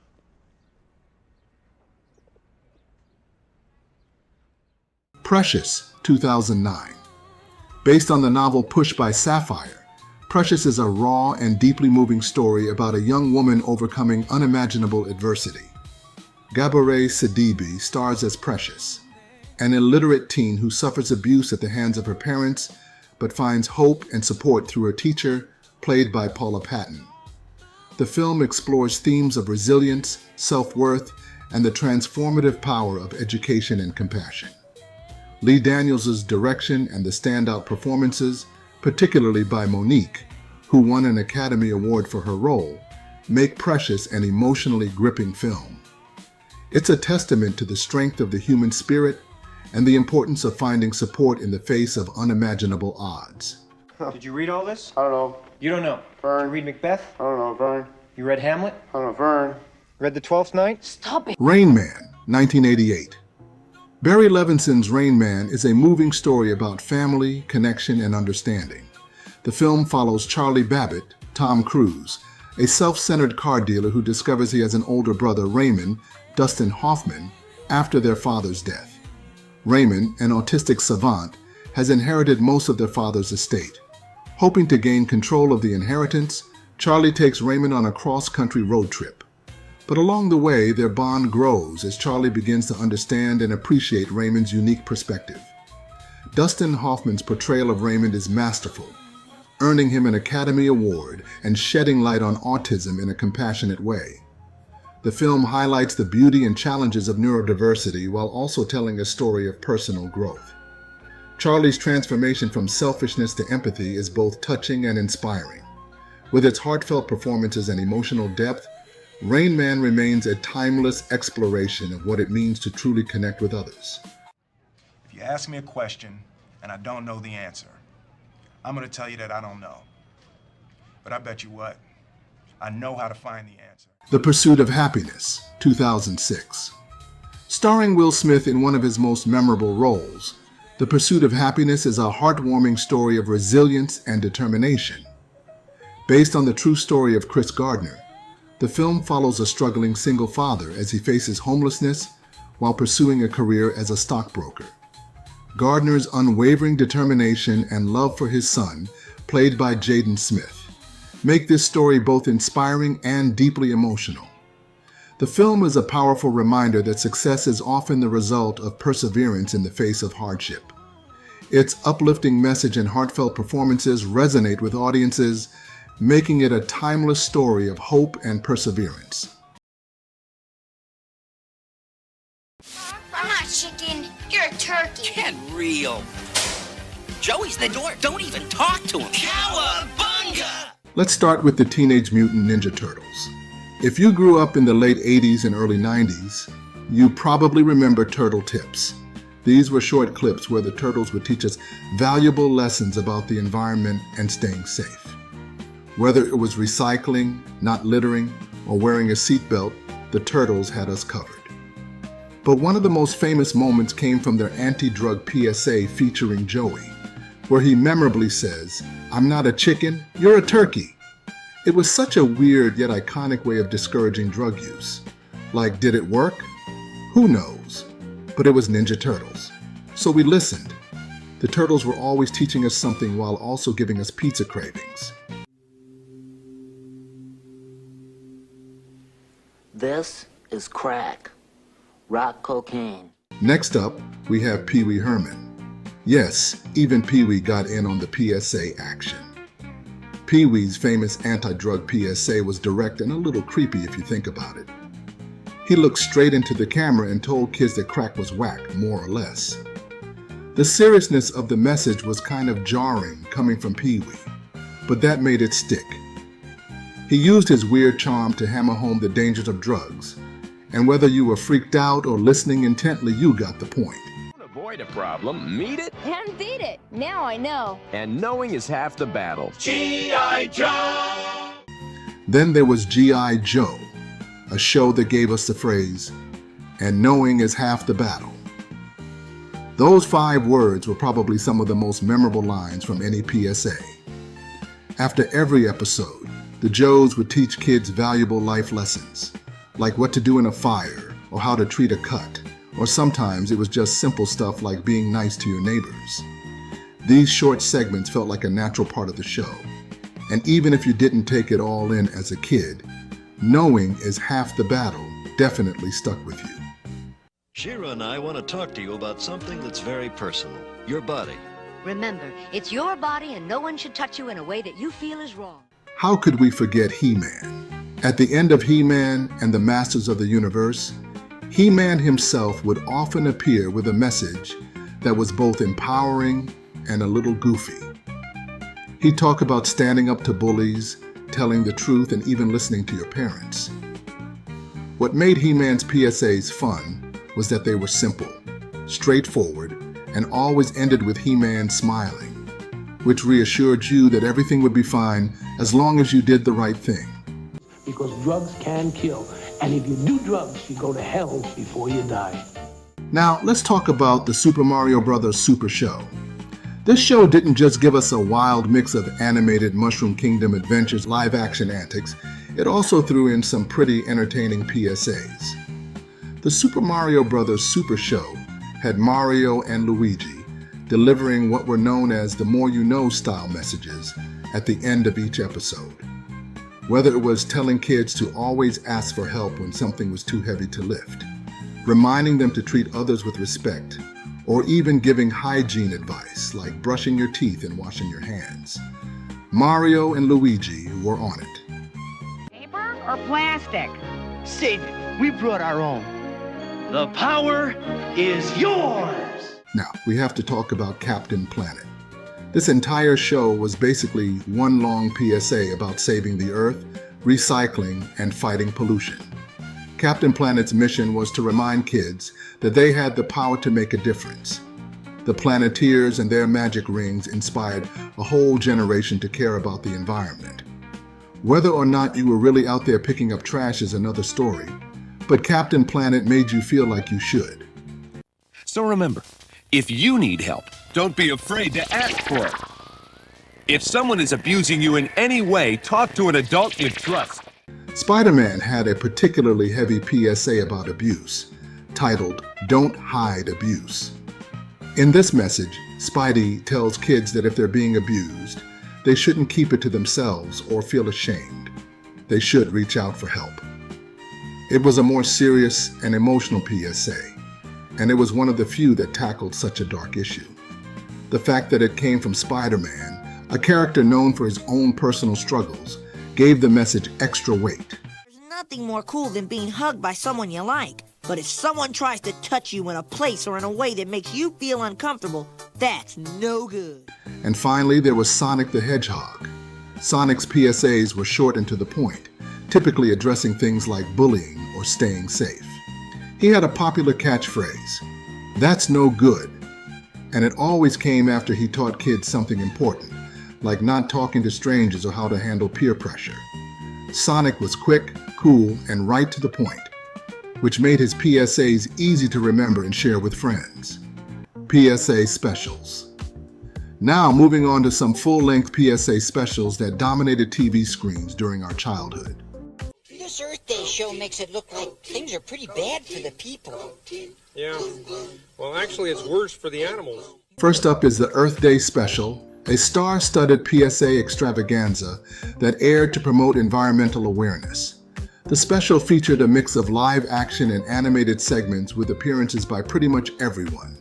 The Muppets, Bugs Bunny, E.T., and many more. The Earth Day special had a variety of skits, where the characters talked about pollution, recycling, and saving endangered species. The sheer number of guest stars made this one stand out, but it also helped solidify the idea that Earth Day was important. It was one of those events where the message was clear.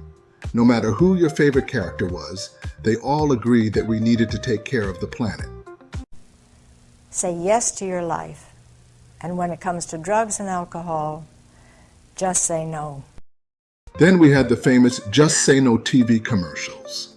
These were part of the larger Just Say No campaign spearheaded by First Lady Nancy Reagan in the 1980s, aimed at preventing drug use among young people.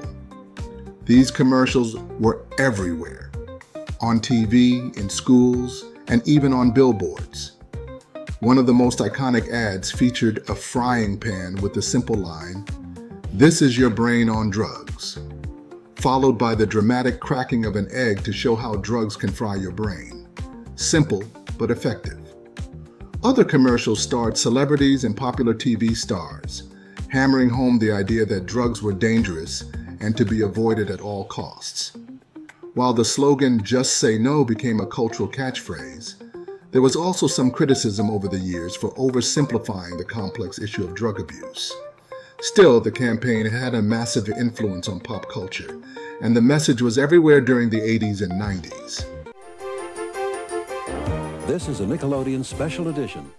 Nick News with Linda Ellaby was another key player in the world of PSA-style programming. Running from the early 90s to the early 2000s, Nick News took a different approach. It didn't just tell kids what was right or wrong, it explained the world to them. Hosted by Linda Ellaby, the show tackled complex issues like the environment, politics, and even mental health in a way that was accessible to kids. The show had a lot of serious moments, but always respected the intelligence of its young viewers. Nick News encouraged kids to ask questions, stay informed, and not be afraid to make their voices heard. It was a great example of how to talk about real-world issues without talking down to the audience. Guess I'm allergic. And good excuses, something you never. Perhaps the most famous PSA special of all was Cartoon All-Stars to the Rescue. This was the Avengers-level crossover we didn't know we needed. Characters from the Smurfs, Alvin and the Chipmunks, Winnie the Pooh, Garfield, the Muppet Babies, and more came together to stop a young boy from falling into the world of drugs. The idea was that if all these characters who represented innocence and fun were against drugs, then we should be too. The special was aired on multiple networks at the same time, which made it feel like a massive event. It was part of the larger War on Drugs campaign and featured some pretty intense moments for a kid's show. The sheer novelty of seeing so many beloved characters in one place made it unforgettable, even if the message was a bit heavy-handed. Choice is yours. What do you think? No, it's just not worth the time. Anti-drug PSAs. Anti-drug commercials have long been a staple of public service announcements, particularly in the 80s and 90s, delivering a mix of intense, emotional, and sometimes downright bizarre messages. There was the infamous commercial where a parent finds their child with drugs, only to hear the chilling phrase, "I learned it by watching you." These commercials were often highly dramatized, using guilt and fear to dissuade kids from experimenting with drugs. Some of them even crossed the line into horror, using imagery that felt more like an after-school special gone awry than a legitimate call for help. But beyond the heavy-handedness, these PSAs sparked a cultural dialogue about addiction, peer pressure, and the dangers of substance abuse. While some of the ads today might feel dated or overly theatrical, they did have a profound influence on the way we viewed drugs in society at the time. Despite their sometimes over-the-top tactics, the message was clear. Drugs are dangerous, and there's a better way to handle the struggles of life. People start pollution. People can stop it. The Crying Indian. This PSA is one of the most iconic environmental ads ever created.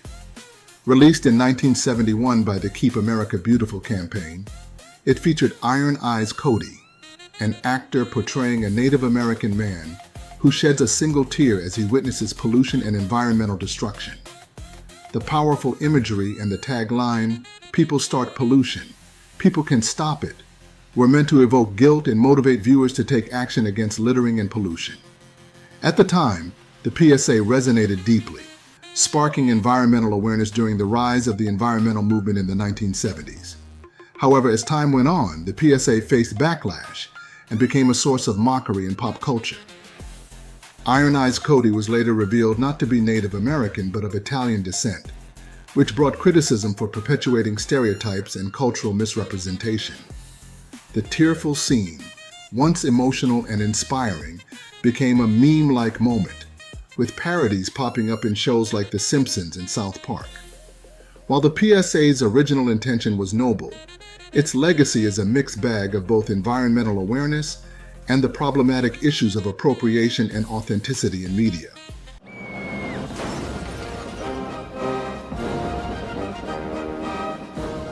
Crash test dummies, buckle your safety belt.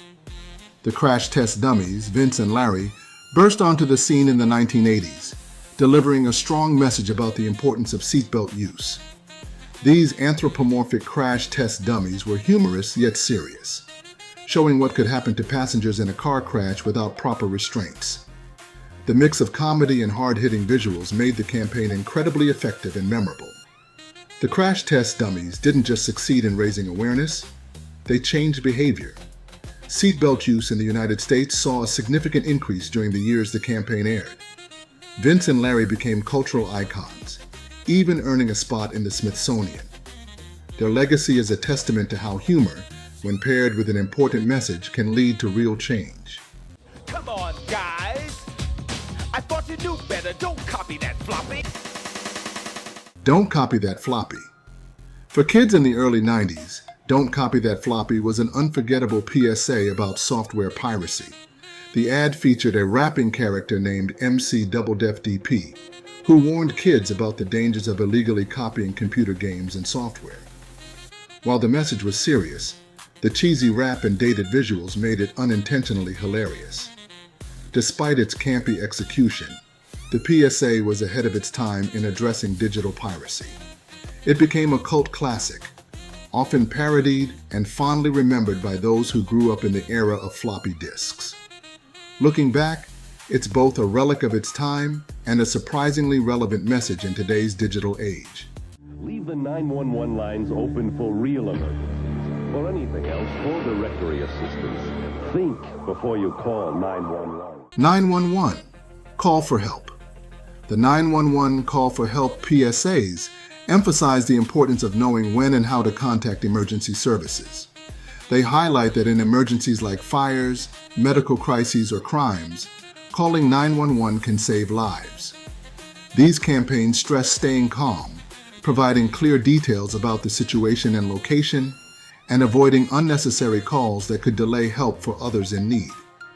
What makes these PSAs impactful is their focus on empowering everyone to act confidently during emergencies. Whether it's a car accident or a house fire, they remind us that help is just a phone call away, and that quick, effective communication can make all the difference in getting responders to the scene quickly and prepared to assist. Take the keys, call a cab, take a stand. Friends don't let friends drive drunk. Friends don't let friends drive drunk. One of the most impactful anti-drunk driving campaigns, Friends Don't Let Friends Drive Drunk, debuted in the 1980s and revolutionized how people thought about drinking and driving. The slogan encouraged personal responsibility, shifting the narrative from "don't drink and drive" to actively stepping in to protect others. These PSAs were powerful, often showing the tragic consequence of failing to act. The campaign resonated because it humanized the issue, focusing on the role friends and family play in preventing accidents. Over the years, variations of this message have appeared, but the core idea remains: caring for your loved ones can save lives. The phrase became so iconic that it's still used in conversations today, proving the enduring power of a simple but effective PSA. Write to McGruff, the crime dog, and help take a bite out of crime. McGruff the crime dog. Take a bite out of crime. Who could forget McGruff the crime dog? the trench coat-wearing canine who encouraged kids to stay safe and be smart about avoiding crime. Introduced in 1980, McGruff became an instantly recognizable mascot for neighborhood safety, teaching kids to be aware of strangers and to report suspicious activity. The ads didn't just focus on traditional crime. They also tackled issues like bullying and drug use, making McGruff a versatile and enduring figure in public safety campaigns.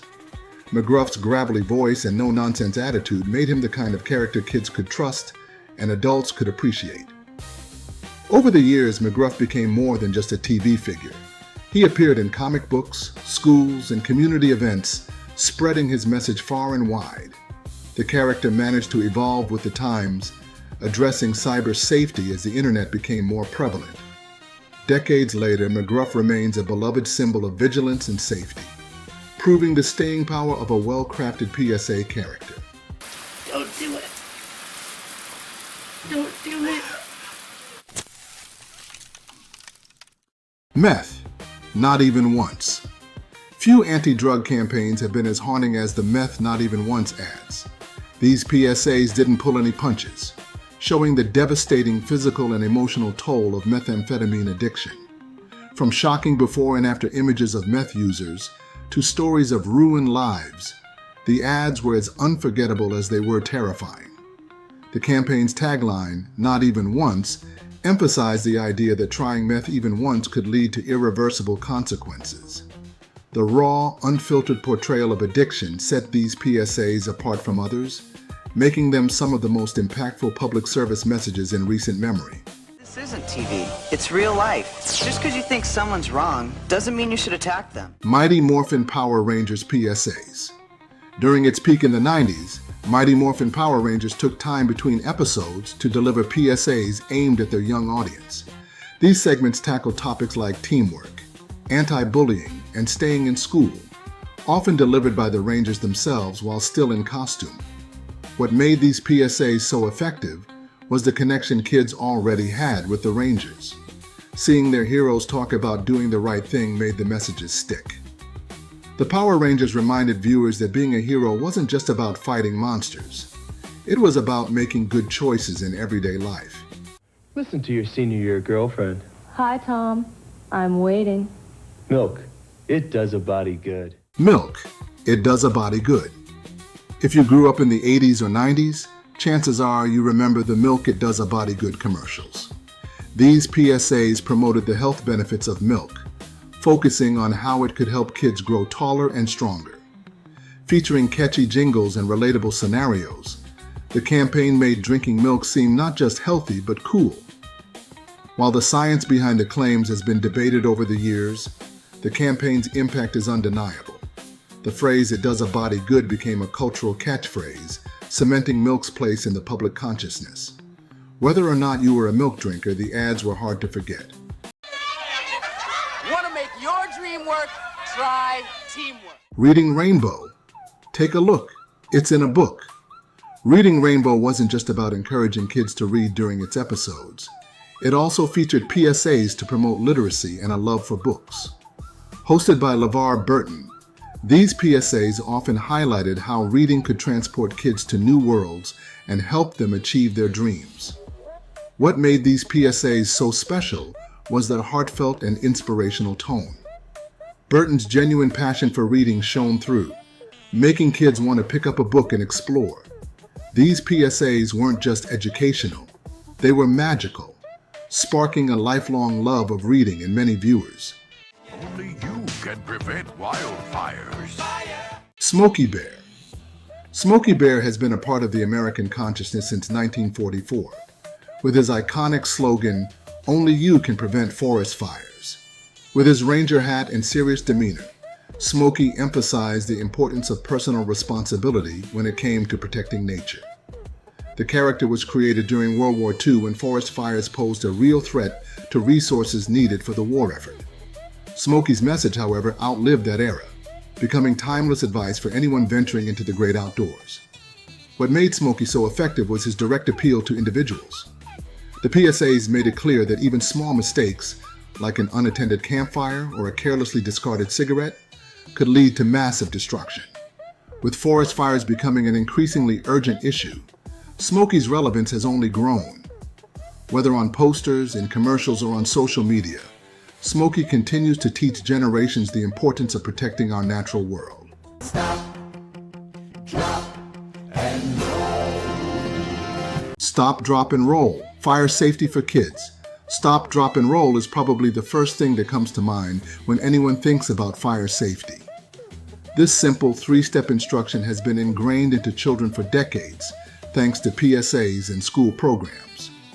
The beauty of this PSA campaign was its simplicity, an easy-to-remember phrase that could save lives in a terrifying situation. The PSAs often feature cheerful cartoons or friendly firefighters demonstrating the technique, making the serious message accessible to young audiences. Beyond just teaching kids how to extinguish flames on their clothing, the campaign served as a gateway to broader fire safety education. Even today, stop, drop, and roll remains one of the most enduring and effective safety messages ever created. The better you do in school, the better you do in life. That's a promise. The More You Know, NBC's The More You Know campaign is perhaps one of the most enduring PSA series of all time. Launched in 1989, it featured celebrities, news anchors, and even fictional TV characters delivering short, impactful messages on topics like literacy, diversity, and mental health. Accompanied by a catchy jingle and the iconic shooting star graphic, these PSAs became a cultural staple. What made The More You Know stand out was its ability to address a wide range of topics in an approachable way. The campaign wasn't just about providing information, it was about sparking conversations. Decades later, The More You Know remains a beloved and instantly recognizable campaign, proving that knowledge really is power. Run, get some help!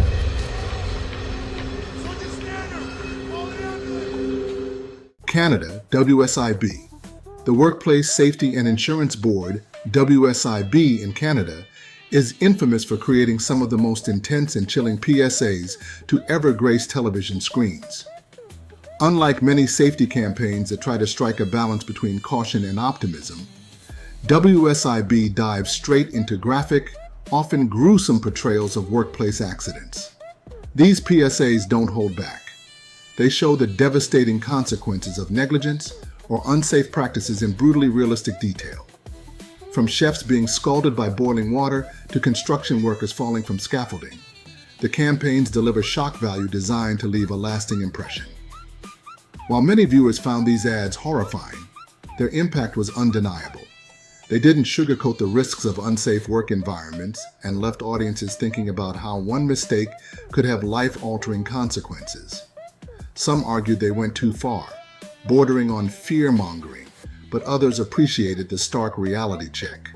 Love them or hate them, WSIB's PSAs made sure no one could ignore the importance of workplace safety. Please remember, real beauty really does come from inside. Sailor Moon.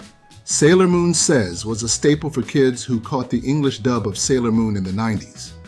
These short PSAs aired at the end of each episode, where Sailor and her friends would teach life lessons tied loosely to the episode's events. Whether it was about friendship, standing up to bullies, or taking responsibility for your actions, the messages were always delivered in that cheerful, slightly cheesy tone that made them endearing. While some of the advice felt obvious, these PSAs stood out because they came from beloved characters, making them resonate more with their young audience. Plus, hearing Sailor Moon's signature giggly delivery made even the simplest advice feel magical. Who are you? See more smoke! Smoke detector! Be cool about fire safety. Gilbert Gottfried screaming about fire safety. It sounds chaotic, and it absolutely was. In this PSA, Gottfried's unmistakable voice and over-the-top personality was used to capture kids' attention as he taught essential fire safety tips. Be cool might not seem like the easiest way to explain fire prevention, but Gottfried's humor and high-energy delivery somehow made it work. The campaign leaned on comedy to make fire safety lessons stick, whether it was about avoiding playing with matches or knowing how to safely escape a burning building. While the loud delivery was unforgettable, The PSA's real genius lay in blending humor with life-saving advice that kids couldn't ignore. Because, well, how could you ignore Gilbert Gottfried? Remember, everybody's afraid sometimes of something. Being afraid is nothing to be ashamed of. Brave Star. Set in a futuristic Wild West, Brave Star wasn't just an action-packed cartoon. It was also a show with a moral compass. At the end of each episode, Marshal Bravestar would deliver PSAs focused on topics like fairness, honesty, and respect. The show occasionally tackled heavier themes, including substance abuse and gun safety, which were ahead of their time for a kid's cartoon. One standout moment was a PSA on drug use, where the message was clear: your choices have consequences. Delivered with sincerity by Bravestar, these PSAs often felt more personal than preachy, making them surprisingly impactful for a cartoon centered on futuristic cowboys. When riding at night, be sure to wear something white so people can see you. And that goes for skateboards and scooters too. Inspector Gadget. Alongside his slapstick antics and battles with Dr. Claw, Inspector Gadget always found time to deliver PSAs on safety. These segments were lighthearted but practical, often focusing on topics like crossing the street, avoiding strangers, or dealing with emergencies. What made these PSAs effective was their connection to the show's humor. Gadget, often oblivious to the chaos around him, would hilariously demonstrate what not to do, while Penny and Brain provided the real-life advice. These segments balanced laughs with lessons, making safety education both fun and memorable. It doesn't take brains or courage to follow the crowd. Listen to yourself, you know what's right. Gem and the Holograms. Gem is excitement, and so were her PSAs. The Gem cartoon wasn't just about glam rock and drama. It also cared about teaching fans important life lessons. These short segments touched on themes like self-confidence, kindness, and teamwork, always tied to the show's message of empowerment. What made Gem's PSAs stand out was their focus on individuality and creativity, encouraging kids to be their best selves. Delivered with sincerity and wrapped in the glittery, stylish vibe of the show, these messages felt inspiring rather than preachy.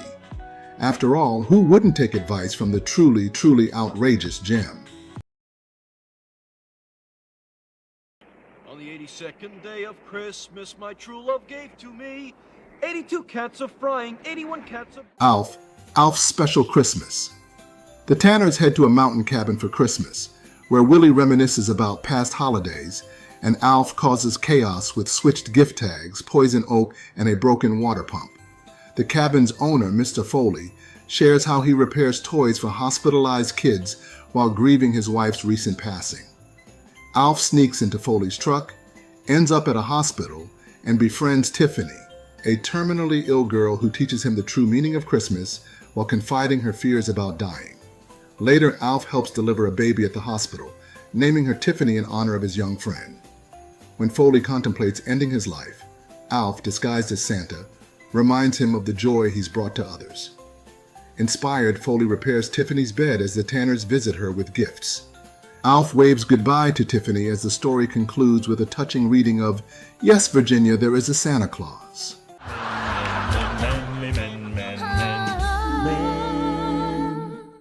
2.5 Men. Santa's Village of the Damned.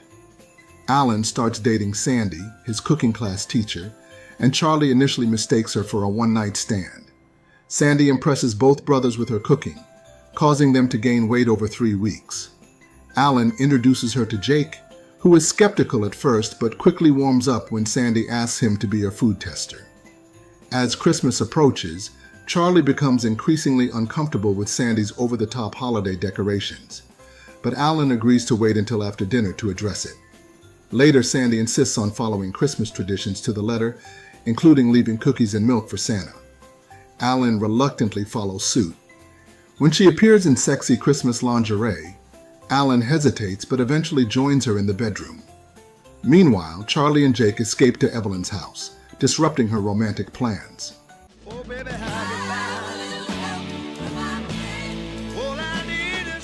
The Wonder Years. Christmas. Few shows capture the bittersweet nostalgia of childhood like The Wonder Years, And Christmas is no exception.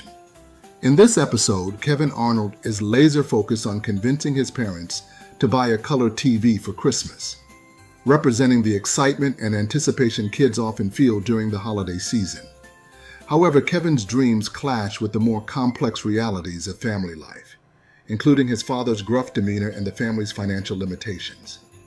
The episode's magic lies in Kevin's gradual realization that Christmas isn't about getting the latest gadget, but about spending time with loved ones. Through its heartfelt narration and poignant moments, the episode beautifully conveys the joy and heartache of growing up, making it a timeless holiday favorite.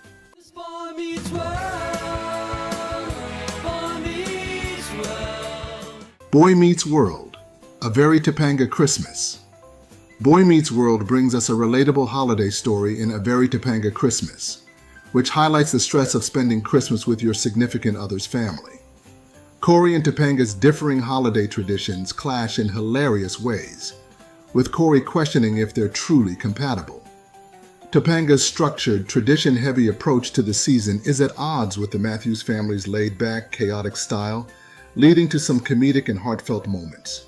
Through some honest conversations and a little Christmas magic, Corey learns that love means embracing differences, while Topanga realizes the value of compromise. The episode's warm ending, complete with Christmas lights and family bonding, makes it a holiday classic that captures the ups and downs of relationships during the most wonderful time of the year.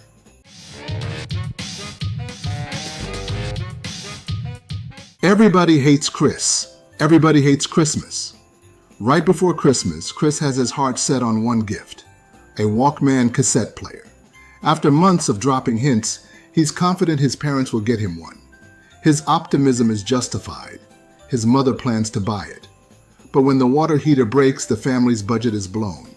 His parents break the news that they can't afford his gift, though his younger siblings will still receive presents. While sitcoms typically resolve such scenarios with a quick fix, this show leans into the realism. Instead, Chris's parents make it up to him by easing his workload and giving him a break from chores. Meanwhile, Chris's younger brother spoils the Santa myth for their sister by showing her where the presents are hidden. At school, Chris faces racism when his naive teacher assumes his family is far poorer than they are, leading to a hilariously awkward resolution. The episode ends on a humorous note.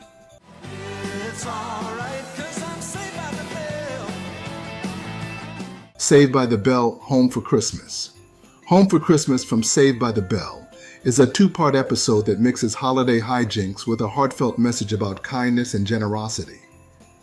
When Zach and the gang volunteer at the mall during Christmas, Zach meets Laura, a homeless girl, and her father. Her struggles open Zach's eyes to the challenges others face during the season, pushing him to take action and step out of his privileged bubble. The episode seamlessly blends lighthearted moments, like the gang's mall antics, with serious themes about homelessness and empathy. By the end, Zach and his friends come together to ensure Laura and her father have a joyful Christmas, reminding viewers that the holidays are about giving and helping those in need.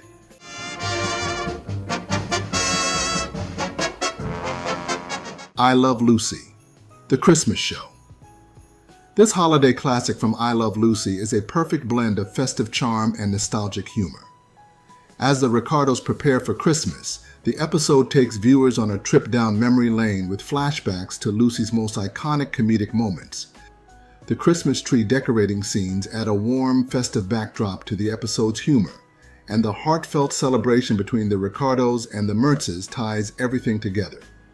It's a delightful mix of comedy and sentimentality, making it a standout holiday episode that has stood the test of time.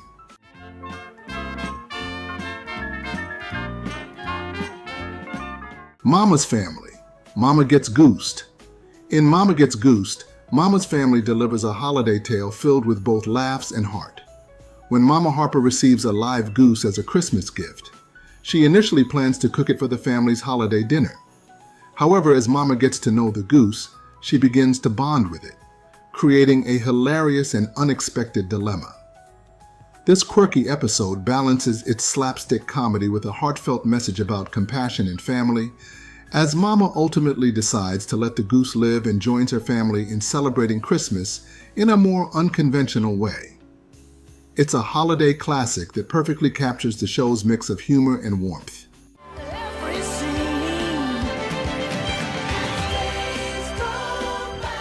Family Matters, Miracle on Elm Street. Richie invites a homeless man named Ben home for Christmas, causing tension with Carl. Ben shares heartfelt lessons about the season, slowly earning the Winslows' appreciation.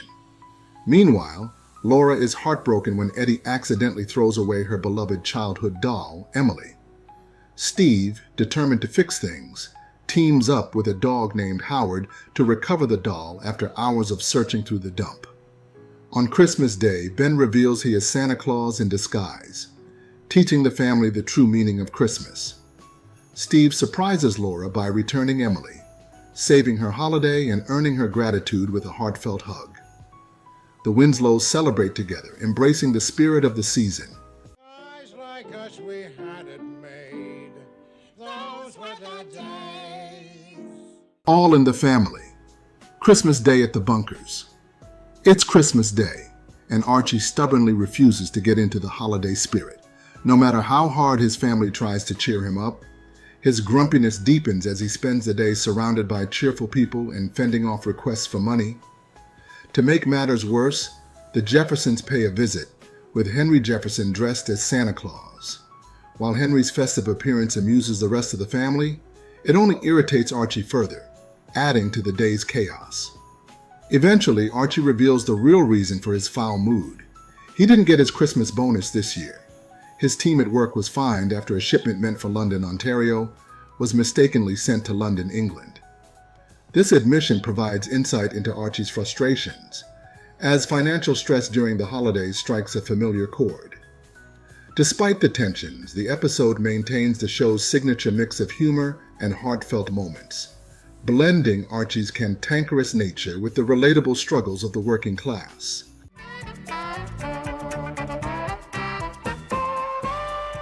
Sanford and Son.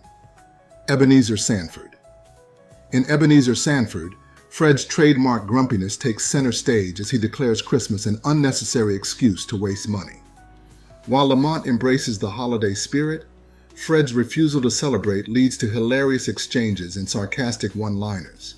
However, Fred's stubbornness is challenged when he falls asleep and dreams he's visited by the ghosts of Christmas past, present, and future. Each spirit shows him the joy he's missing and the lonely fate awaiting him if he doesn't change his ways. Waking up with a new outlook, Fred embraces the holiday spirit in his own humorous way, trying to make up for his earlier behavior. By the end, he and Lamont share a warm and laughter-filled Christmas, reminding everyone of the importance of family and connection during the holidays. The episode's mix of comedy and heart makes it a classic holiday tale.